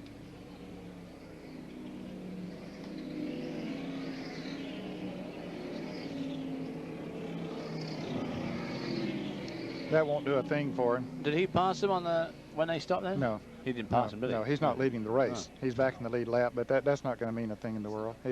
What? That won't, yeah, he's just barely back in the lead lap. Yeah. And, you know, them with fresh tires, they're going to blow him right back off, so there's going to be no advantage. Unless there's another quick caution. Yeah. Yeah, that's true. Well, it'll have to happen almost in the first corner. Yeah, right.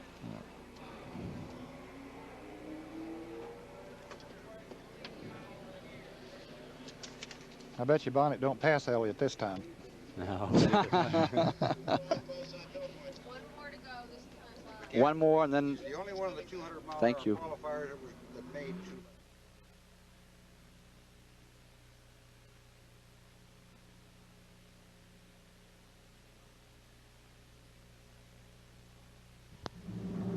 This CBS Sports Special is sponsored by Budweiser. For all you do, this Bud's for you. Timex Quartz. Great looks that can take a licking. Skoal Bandits. Tobacco in a neat little pouch. It's a little pouch of tobacco pleasure. And by the U.S. Navy. The Navy. It's not just a job. It's an adventure. At the Daytona Speedway, we're just about a lap away from resumption of the Daytona 500. The circumstances have changed a bit. The question still is, as we look at the view from the Goodyear blimp of this great facility, can this Elliott car maintain this pace, which has seen records shattered all afternoon? Perhaps an answer here from Ernie Elliott. Mike Joy? Well, fuel is no longer a factor, Ernie. You won on Father's Day on CBS. You won a couple more times during the 1984 season. What would it mean to the Elliott family to win the great American race here today? Winning Daytona, there's nothing like it. I mean, we never won it, so it'd be hard for us to say, but I'm sure there's nothing like winning Daytona. I mean, I think that's basically every racer's goal in life is to win at Daytona. And we're just going to try to pull it out today if we can. How old were you when you first dreamed of bringing a car here and winning this race? Oh, I don't know. I used to come here with Daddy in 64, 65, so I was pretty small then, so I guess then. Well, he would have had to sneak under the fence then to get to pit road, and today he may go to victory lane. Let's go to Chris. At the last pit stop, most of the leaders stopped and took on tires, but Greg Sachs, who's number 51, is at the head of the lineup right now, stayed out there. The difference between having the old tires on and the new tires on is only a difference for about 4 to 6 laps. The cars with the new tires can go faster for only 4 to 6 laps, and then they settle down to the same speed. I'm told here by drivers that a new set of tires after they're 5 laps old are no faster than tires that have 70 or 80 miles on them. So what Greg Sachs did was stay out to get up front on the track. The other drivers came in and got tires so they could go a little bit faster for a short period of time. Back to you, Ken. And he saved about $600 in the process. Well, this is the point, of course, and the rule is about to be instituted where you can't change all 4 tires under the caution, and of course it will help teams, I guess, like Greg Sachs. It'll save them some money over the year. Comes in effect at Richmond, where they race next. They go to Richmond, Virginia a week from now, back to the old roots of racing on a half-mile track where you had a checkered flag. These guys have had $2,000 worth of tires in about the last 7 minutes. Per car. All right, restart from inside Jeff Bodine's car. You're in the 8th place car. Lap down, 2 laps down actually, as they come back to the line. Pace cars coming in. Here's Bodine taking his shot on the inside. You see the orange car and white down on the inside, sneaking under number 90 and pulling up alongside Joe Ruckman as he tries to squeeze off some cars into that first turn. Bill Elliott is the overall leader. Neil Bonnet is in second. Lake Speed is in third. They all run in the lead lap. A lap down in 4th is Greg Sachs, with Buddy Baker still out here shooting it out in 5th. Ricky Rudd is in 6th. Waltrip in 7th. Back straightaway. And look at this performance of Bill Elliott. Drawing away another time, leaving the field. He's fed up with pussyfooting around. He's going to get serious now. No more Mr. Nice Guy. This is it. Bill Elliott first came to Daytona in 1978, and he became popular immediately. Underdog, he finished 5th in the 125 miler and came in 8th in the 500. And the following year, the good-natured kid didn't even qualify for the 500. One of the more disappointing moments in his entire racing career. But he certainly has made some kind of comeback and has finished no worse than 12th in 6 500 starts. And here he is, riding records today in the 27th annual 500. And look at him pull away, Ken. Before, Bonnet was able to stay with him in the draft and then did pass him. But now, as David says, no more fooling around. The time is here. You got the chips are down, so go after it. No more Mr. Nice Guy. But he is a nice guy. Oh, yeah, he is. He looks like he still ought to be delivering papers rather than racing cars. Him and Butch Raymond look like they should be playing compass together. Bill Elliott down into turn number 1. Tweaked the lap at over 205 miles per hour to put this car on the pole, and it hasn't backed up yet. It won the 125-mile qualifier. Only 2 previous drivers, Fireball Roberts and Kaylee Yarborough, have won all 3 in speed weeks. The pole position, the qualifying race, and the 500. This could be the 3rd driver. From the Goodyear blimp, there's an indication of just how much power this number 9 has as it draws away past the backstretch grandstand and heads into turn number 3. 20 laps, 50 miles to go. This time by for Bill Elliott in what will be one of the most remarkable performances in the history of this race by any individual. No question about it, Ken. We have to think back to the days of Fireball Roberts when he was so dominant here in speed and driving cars for Smokey Unick and Ray Fox and some of the great mechanics of that And Petty, wasn't it 64, 66 when he walked away from the field? But not, we've seldom seen one like this here at Daytona. It's always been nose to tail. Here's Bill Elliott drawing away again, and he seems to be able to handle the field any way he wants them. Unbelievable the way the car has continued to drive well through the turns all day long. The track has gotten a lot slicker than when the green flag dropped earlier today because there's a little oil, grease, and water and rubber on the turns. Hasn't affected the handling qualities of that car, and certainly nothing has affected the horsepower, David. You've only got to watch it go through that turn now. It's absolutely steady as a rock, just like it was on Thursday afternoon, and you watch some of the other guys going through, they're having a lot more of a handful. Those fans are happy about it. They like to see that young man out front.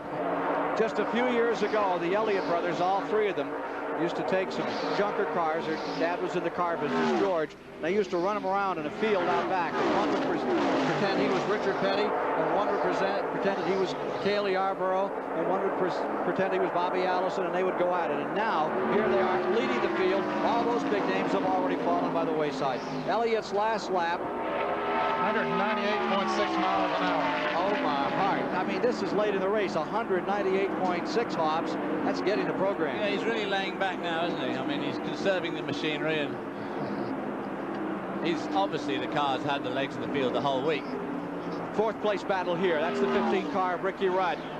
Sandwiched right in there is the 88 car. Lake Speed is in between them. He is third. The white and blue, number 75, is third place overall. 15. That is Ricky Rudd. What a comeback he made last year, crashing so violently here in Daytona and then going on to win the next time out at Richmond. And there's the 88 car. What a story on Baker. Decides to form his own team. Comes out here, and Buddy Baker is still very much a part of the story, running in 5th position. The only former Daytona 500 winner in the field, even though he's a lap off the pace. He has run a very good race, and he got that lap behind, Ken, when he overshot his pits early in the race, took some extra time, and he got a lap down, has just simply never been able to make it up, but he's run with the leaders ever since. And they're hanging on to Neil Bonnet, who's a lap ahead of them, but they are racing very successfully with Neil Bonnet, who's in 2nd spot. And that little move right there, Baker helping Lake Speed to move around the car number 15 that they passed, is going to put Speed in a position to challenge Bonnet here very shortly. You are watching what appears to be the fastest 500 race in history. They can all stay together on this car, number 9, Bill Elliott. There's the interval, which is now up to 4 seconds. Neil Bonnet about 4 seconds back in 2nd place. Unofficially, we have 18 cars of the 40 that started out of the race, building up to about half the field, that have gone back to the garage area early.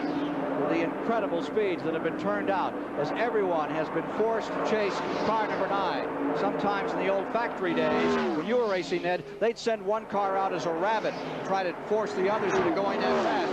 This is a one-man rabbit performance out here today. I'll tell you, if he's been the rabbit there, the dogs have had a tough time out here today. He has led 124 laps. Unbelievable in today's competition. You just could not believe that one man could do that, but he set the trend when he ran 205 here in qualifying a week ago yesterday. Not so much one man, but one family from a small town in northern Georgia dominating the great American race. Bill Elliott, can he stay with it and win it?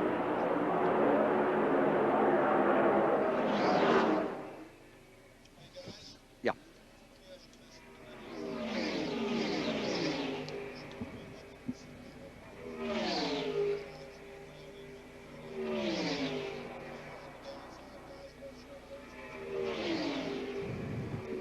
Yeah, I would think, well, there's only one Ford that's running this well. Right. There's only one. Yeah. It's this one. Yeah.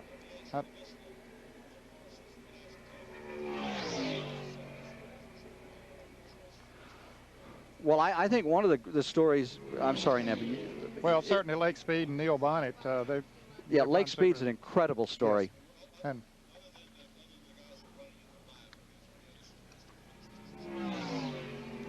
well, we need to maybe talk to some of the crew chiefs to find out why these engines blew up today. And Kenny Schrader, you got a rookie running in 11th place there right now. Would be an interesting. Kenny Schrader, the only rookie in the field, is running in 11th place. Yeah, and we need to talk to Bodine when he comes in. I'm not sure, Bob, that we need to address the situation strongly, that the rules need to be changed or anything of that nature. I mean, they need to, yeah. Because he's the only Ford that's going so well. Yeah.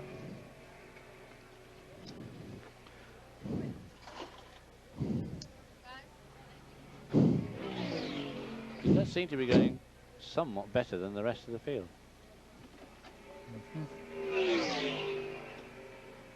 Mm-hmm. Yep. Yep. Yep.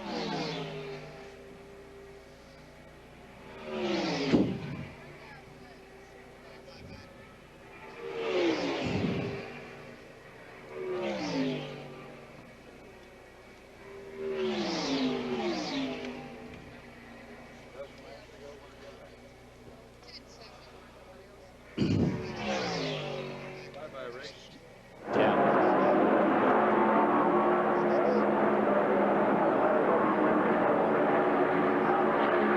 188 of 200 laps complete as Bill Elliott flashes across the line, leading the Daytona 500 after dominating. When they qualified on the pole last Saturday, the Elliott brothers are pretty quiet, particularly Ernie.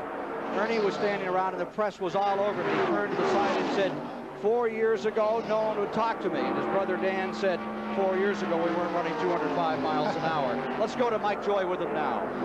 Ernie Elliott's just picked up a stopwatch and he's reading the interval to his brother. Did you pull the pin and turn him loose, or is he setting his own pace? No, he's just pretty much running like he wants to right now. Are you comfortable with that big a lead, or would you rather he back off it just a bit and save the car? Or is it his show? Well, he's just doing whatever he feels like is necessary. So, you know, we'll just have to wait and see. It's all in Bill Elliott's hands now. Let's go to Chris Economaki. I'm with Tim Brewer, Neil Bonnet's crew chief. 11 laps to go, Tim, and 8 seconds. Is it hopeless? Well, it's not hopeless, Chris. It's not over yet. Something can happen to Elliott, you know, heaven forbid. But, you know, still, yeah, we'd take it either way. You know, he's been awful dominant, been coming down here for a lot of years. He's definitely got the strongest car I've ever seen here. Okay, there you have it from Neil Bonnet's crew chief. Live in hope along the pits at Daytona International Speedway. Back to you, Ken. Thanks, Chris. Third spot is number 75, Lake Speed. He maintains the third position. There you see him in the white and blue car. And in the fourth position over now is the car just in front of him, a lap down, number 88.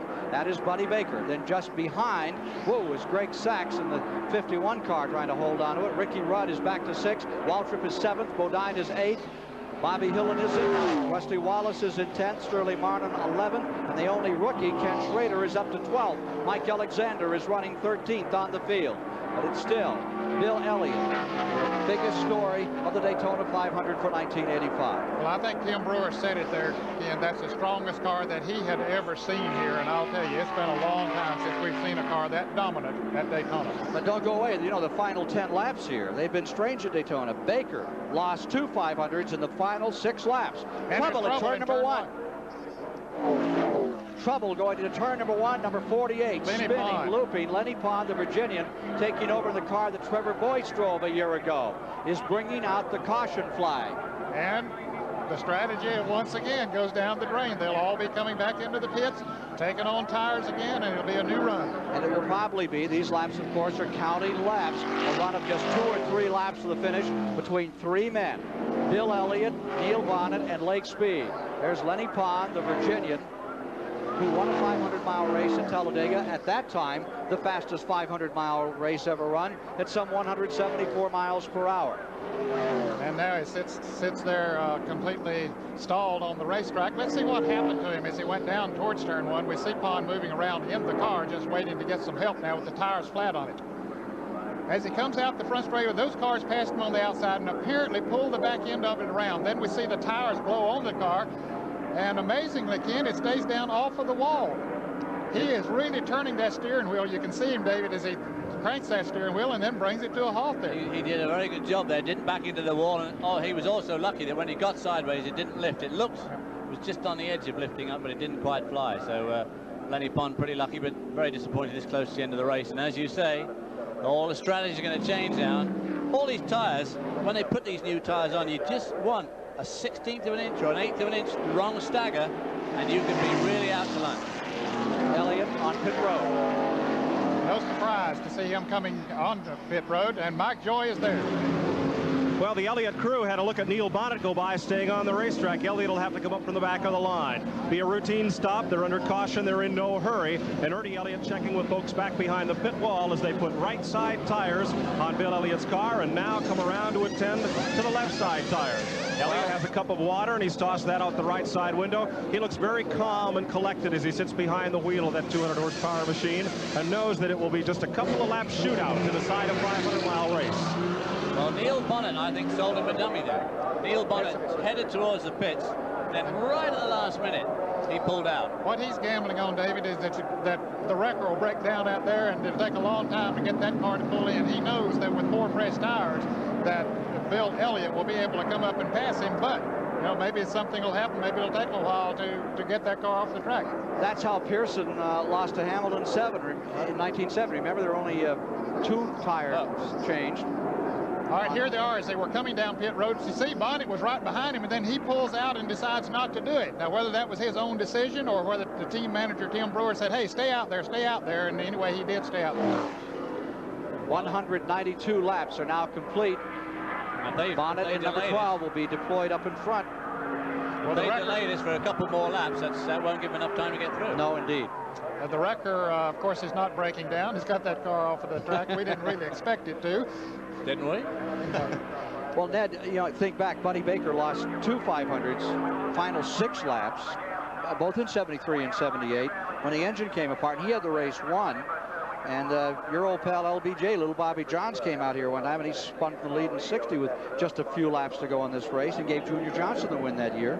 And then back in 1979, when we first came on here, Richard Petty won the race after a little incident up in turn number 3 between Donnie Allison and Cale Yarborough. So he was out of it. As famous baseball mentor once said, it ain't over till it's over. No.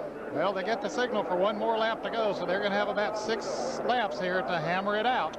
When the checkered flag drops is the only time you know you've won the race. That's right. Let's also point out the fact that Lake Speed did come in, and he took on 4 tires too, so he has fresh tires. We'll see if that will give him an advantage over the car number 7, over the car number 12. I think the record may have gone away with this caution period. The record, 4th caution of the day, may have slipped away from us, but 3 have been broken. Here's Mike Joy with Ernie Elliott. Ernie, would you have stopped whether or not Neil Bonnet came onto pit road? Yeah, we were stopping. Either way? Either way. So obviously it was not a fate. The Elliots were poised to stop and take on those 4 fresh tires. I think it was a precautionary measure, again, that they stayed out there. And the fact that NASCAR lines them up 2 abreast, those are lap cars down on the inside that we see. And so we see the first 3 place cars that are right in a line there. So it's not like that you have to go back completely to the rear end of the field. And you see the 4th place car on the inside, number 51, Greg Sachs. He's a lap down, and directly behind him should come the man that he is trying to counterattack from, Buddy Baker, along with Darrell Waldron running in 6th, Ricky Rudd in 7th in those positions. There's Sterling Marlin. He's run a beautiful race here today, but it looks like he's going to be out of it in the car number 95. Half the field is retired, more than half now. That's the 21st car out. Sterling Marlin, who we just see being pushed away there, qualified at an extremely high speed. 198 plus. Yeah, very good. Well, here's a team that started literally in a schoolhouse. This number 9 Bill Elliott team, they bought an old schoolhouse, and they used to build the engines in the 1st grade, and they used to build the chassis in what had been either the 2nd grade or the 3rd or something over there, Dawsonville, Georgia. I understand they're in new digs these days. But well, they've got high grades today. Oh, they certainly have. Here they are under a green flag and trying to get all A's as we come down to the finish. And Bodine makes a dive on the inside as he's still trying to get some laps back and nearly gets tangled up on number 75, Lake Speed. That's Jeff Bodine going up to give us a view of those front automobiles as we decide the 1985 Daytona 500. Off they go, squaring off in these final moments to decide it all. Bonnet gets the jump. There you see Elliott in 2nd place. From Jeff Bodine's view. Now you see Elliott in 1st place. Yeah, he didn't wait long. And he won't wait long to move away either. Let's go to Chris Economack as to why Bonnet did not pit. We asked Tim Brewer, why didn't you stop? He says, why should we? Oh, Neil Bonnet's got a problem. Neil Bonnet's got a problem in the front oval here. He's spinning. Neil Bonnet out of control, almost into the wall. This is the first wall, still trying to collect it back. It looked to me like his tires went flat.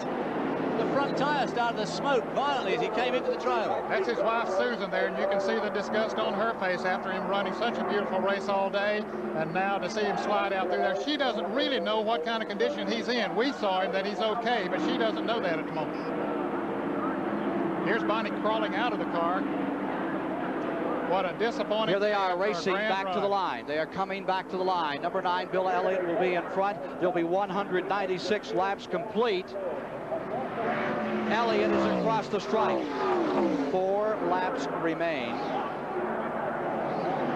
They can be run under caution. The track looks like it may be clear. Apparently the engine let go on his car, Ken, because he didn't hit anything as he went out through there. I don't know how he missed those walls, but he would have cranked it up and tried to come around if the engine would not have blown up. Let's take a look at replay at the last moments of the hopes of Neil Bonnet to somehow pull out the Great American Race. Of course, he's running behind Elliott in the second position, and we see the smoke come from the car. Yes, the engine does blow. The wheels, the rear wheels gets in its own oil and water. It turns crossways through the grass, back onto the paved area at the end of the pit road, then down, almost clipping that wall. It looked like he was going into it, but he got it by. Replay from inside a car directly behind him, that of Jeff Bodine.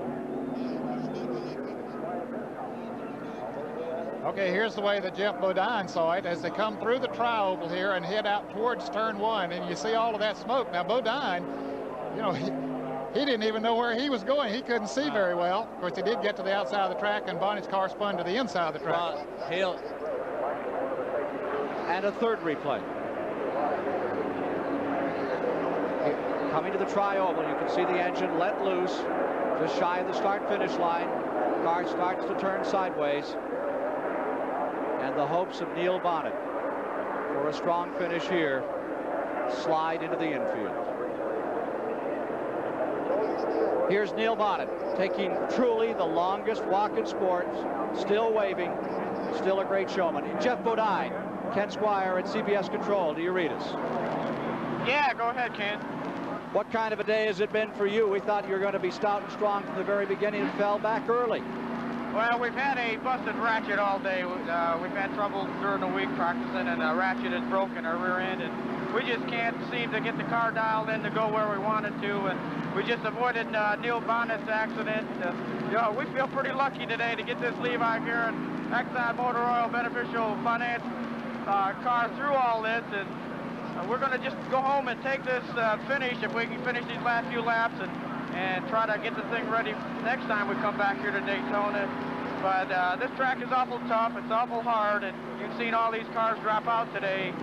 That just shows you how tough a track it is. So if you can just finish here at Daytona, I guess you got to count your blessings and just come back next time and try a little harder.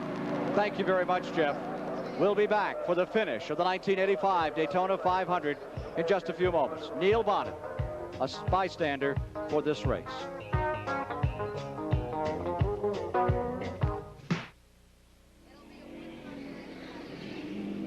One lap when they come back. So they'll have 2 laps under green then. Ford, Pontiac, Chevy, and a nose. One when they come back? There'll be... one. Yeah, 1 lap. One They'll lap. get the white and Green the... and white. Yeah. They'll be coming up on green and white. Lake Speed could still win this. Could do it. Wonder if Bonnet overrevved his engine on that takeoff. What, on the take? But it's yet another big team.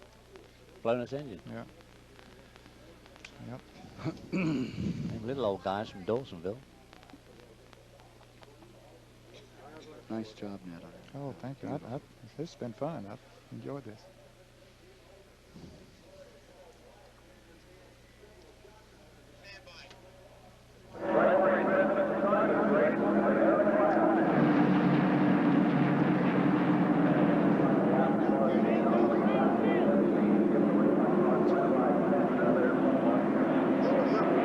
White and green will be shown to the field One lap, and it will be over. Car number 9, Bill Elliott in front, number 75, Lake Speed in the lead lap. Let's go to Chris Economic. Oh, Neil, that's the longest of all walks, isn't it? I tell you what, Chris, you know, I should be disheartened, but it's a good sign for what's coming this season. My guys give me a good race car today. And what did you feel when it went? Well, when that thing went, that's probably as sick as I've ever felt in my life. I just, you know, I knew it was over, and I honestly thought we had a good shot there, but Bill's run exceptional. I'm just tickled to death the way the car ran.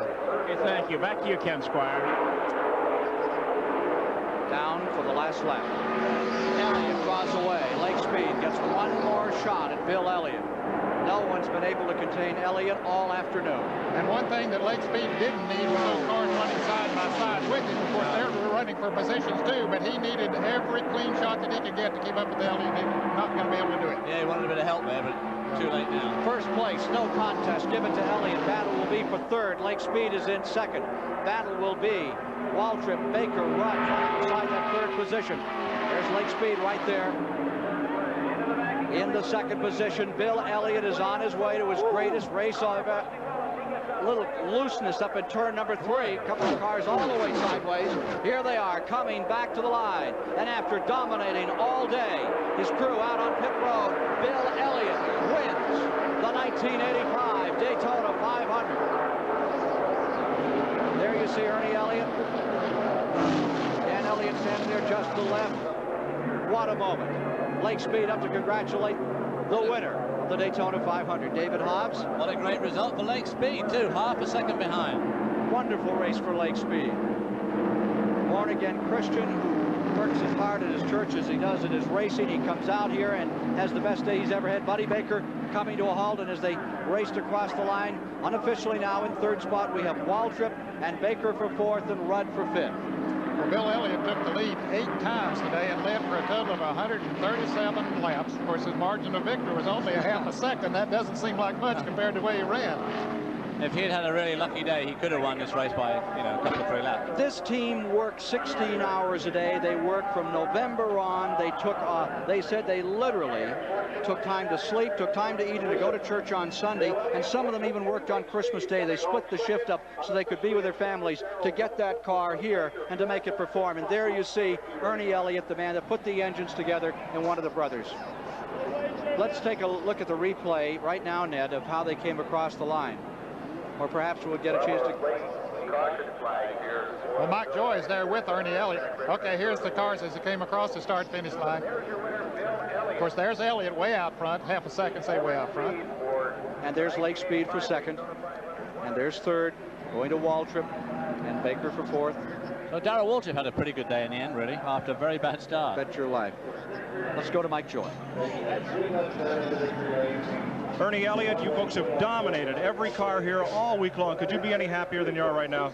No, not really. You know, everything just went well. I just have to thank the good Lord for such a good day. I mean, you know, such a good week. I mean, everything's went just, you know, above your highest expectations. And,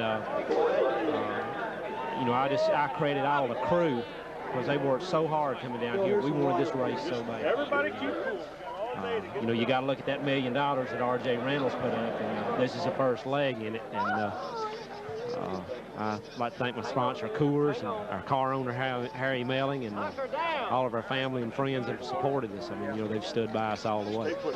Well, we'll let you get down to victory lane, and we'll go down there to Chris Economaki. Okay, Bill Elliott is probably more crowded now than he's been on the track all day long. More hands and hats and help, helping get out of the car. Congratulations. He's probably wondering if it's worth it all right now. He looks very tired. He's sitting here trying to catch his breath.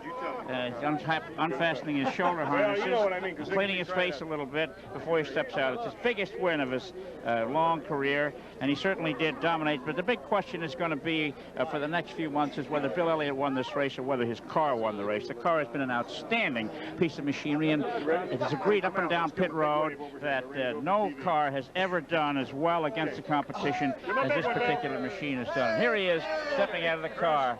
Hey, we talked to you just before you got in the car, and now we're talking to you just to get out. How tough was it, Bill? Well, I'll tell you what, the car ran so good all day long, and Cale ran a heck of a race. I know I felt like he was going to be another car to beat.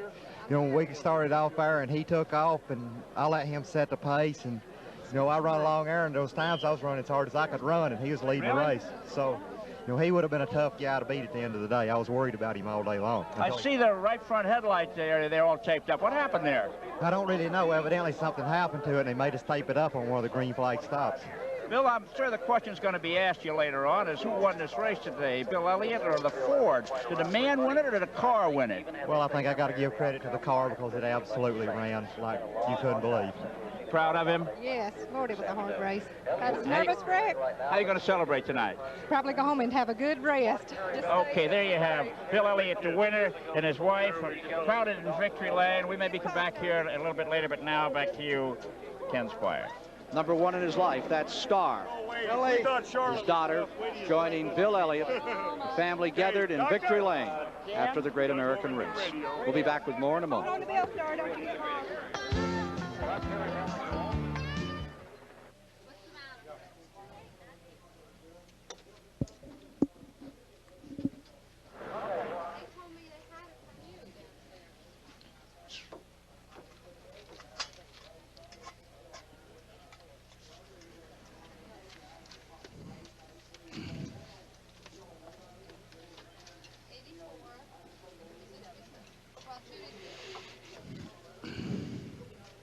Yes, sir. Okay.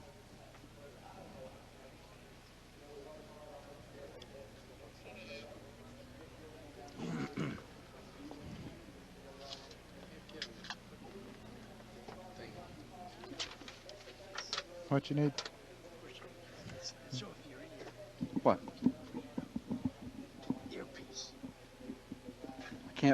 I really can't.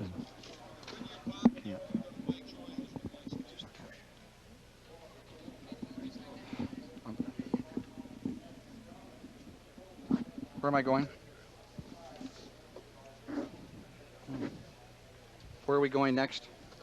To Mike Joy with Lake Speed. Good year. Thank you. Yes, sir.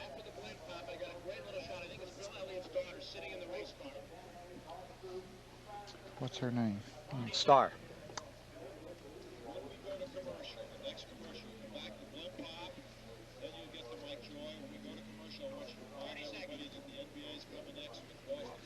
Get the NBA card up here.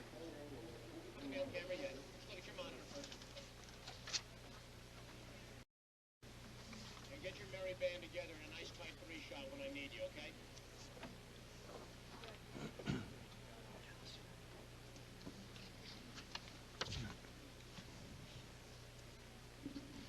Can't go far.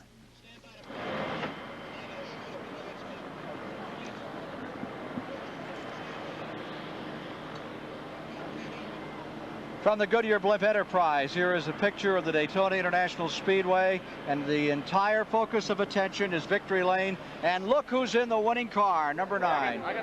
I think she's 7. That is Star Elliott. Bill, the hardest words I've ever heard him say was, she's a miss. She doesn't look all that much younger than he does either. Let's go to Mike Joy with the second place finisher.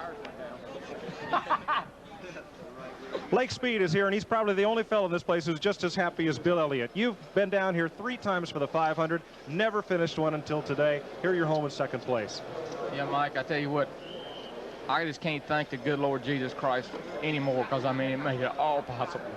This place, this team, the people, circumstances, everything, was something that nobody could keep their hands on. I mean, it all came together in a strange way at the last second. I mean, like sponsorship nationwide, automotive parts came on with us last night, and it's been, you know, we just been dragging it out. Had to have faith and just hold on the whole time. But thank God, you know, thank God it's happened and we're here. But car owner Bob Rahilly is also in tears. You ran all last year without a sponsor, didn't have one until last night, as Lake said. You guys have got to be thrilled. We're thrilled, and I'm like Lake. We had a lot of things working for us today. The Lord's obviously on our side. It's coming together for the team. Lake came into our lives, and that was a big plus. And we've got a new sponsor that we're working real hard to show them what we can do, and I think we gave a good accounting of that today, and I think we're back to where we need to be. Ken, did you ever see a second-place team that was just as happy as the winners? Here they are. Lake Speed, indeed, as happy as anyone could be after this sensational performance. A consolation race for a victory the first time in 3 years. He didn't even finish the 500, and today he's right there next to victory lane. More from Daytona in a moment.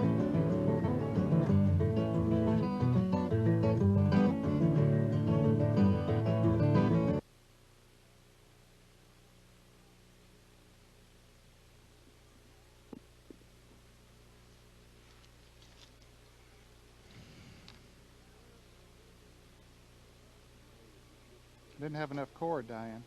Yeah, that's okay. Yeah. We're having a lot of fun. That's what I was trying to accomplish, let him move farther over this way. And we still could do that if you want to. Sachs got 6. Fish, you want Ken? 7th went to Bodine. Yeah. Fish, you want Ken in the middle? 8th went to Bobby Hillen. Did it? And 9th went to 2 Wallace. You want Ken in the middle, Fish?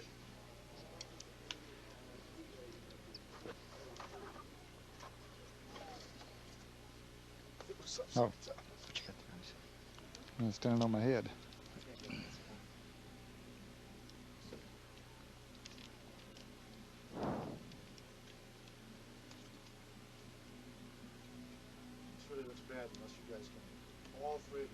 He can't. He hasn't got any room. He can't move. Cables. Well, now you could move. You can move where I'm standing. Go ahead. I want you to, when we come back over this shot here, quickly give us the standing. We'll be back in a minute, but right now let's go to Dick Stockton for a quick report on the upcoming NBA game. Move this way, closer to him. Let's go where? To Dick Stockton. Dick Stockton for a quick look at the Boston Celtics as they prepare for the Lakers. Boston Celtics at the Lakers.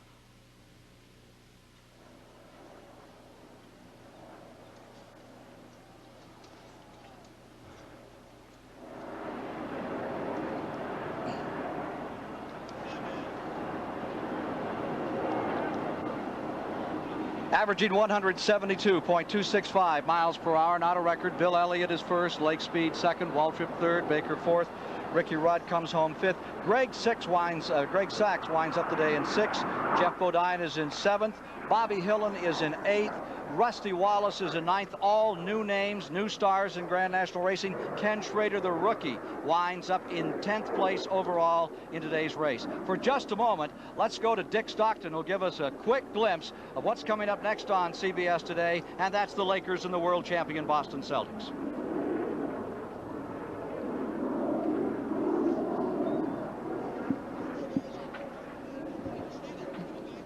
I was just going to move over this way.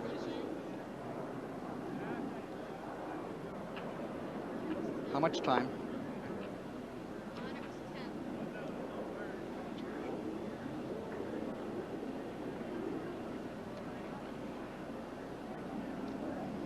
We're back once again at Victory Lane for the presentation of the Cannonball Baker Award, which goes to the 1985 winning world champion. At this time, we'd like to present it to Ernie Elliott.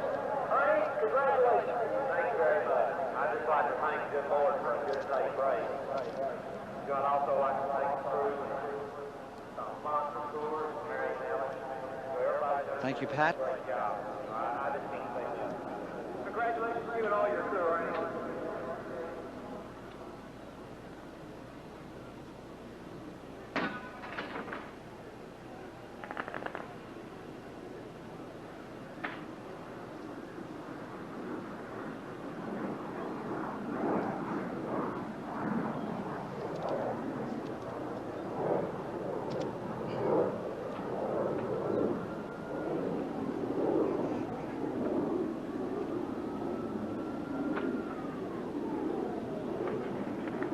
Well, thank you. We've had one revision on the finish.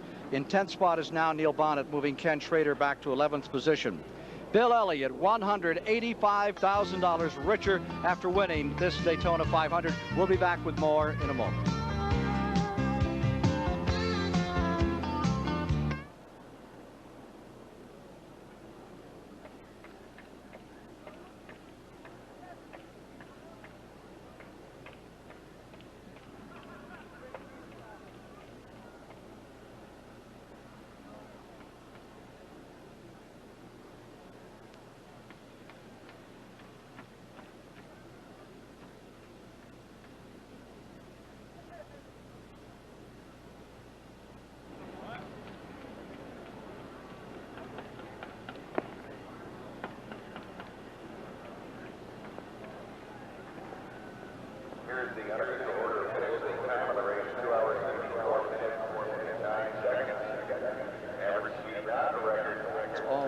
kids. That's the same. Yeah. Do David and Ned get a chance here?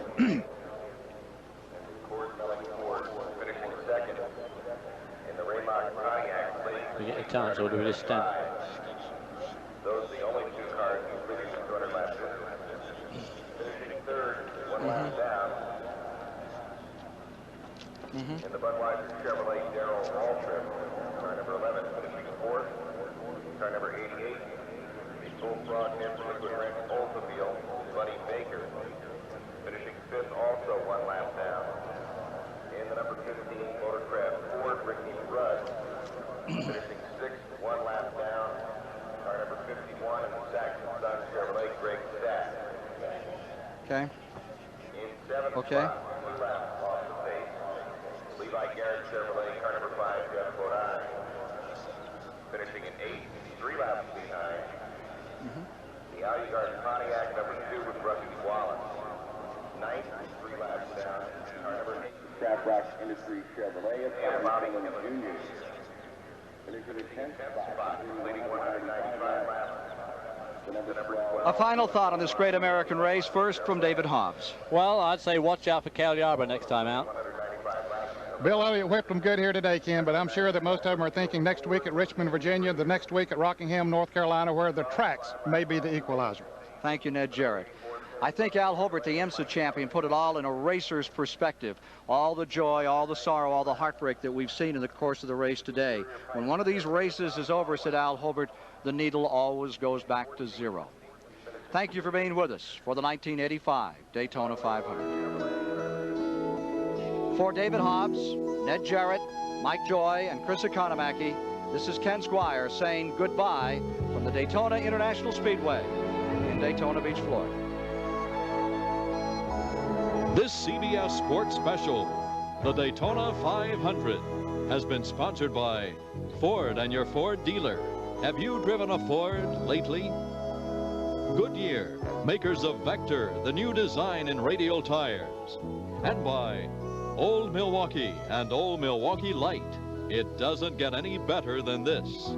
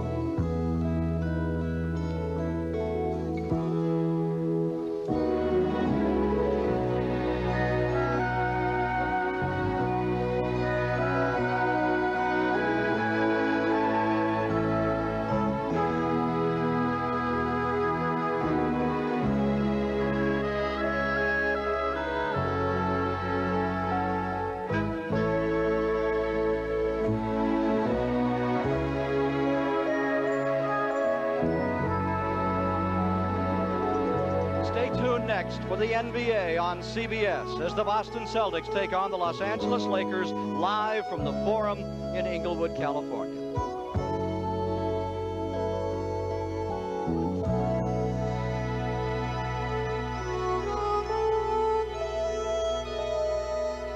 The 1985 Daytona 500 has been a presentation of CBS Sports.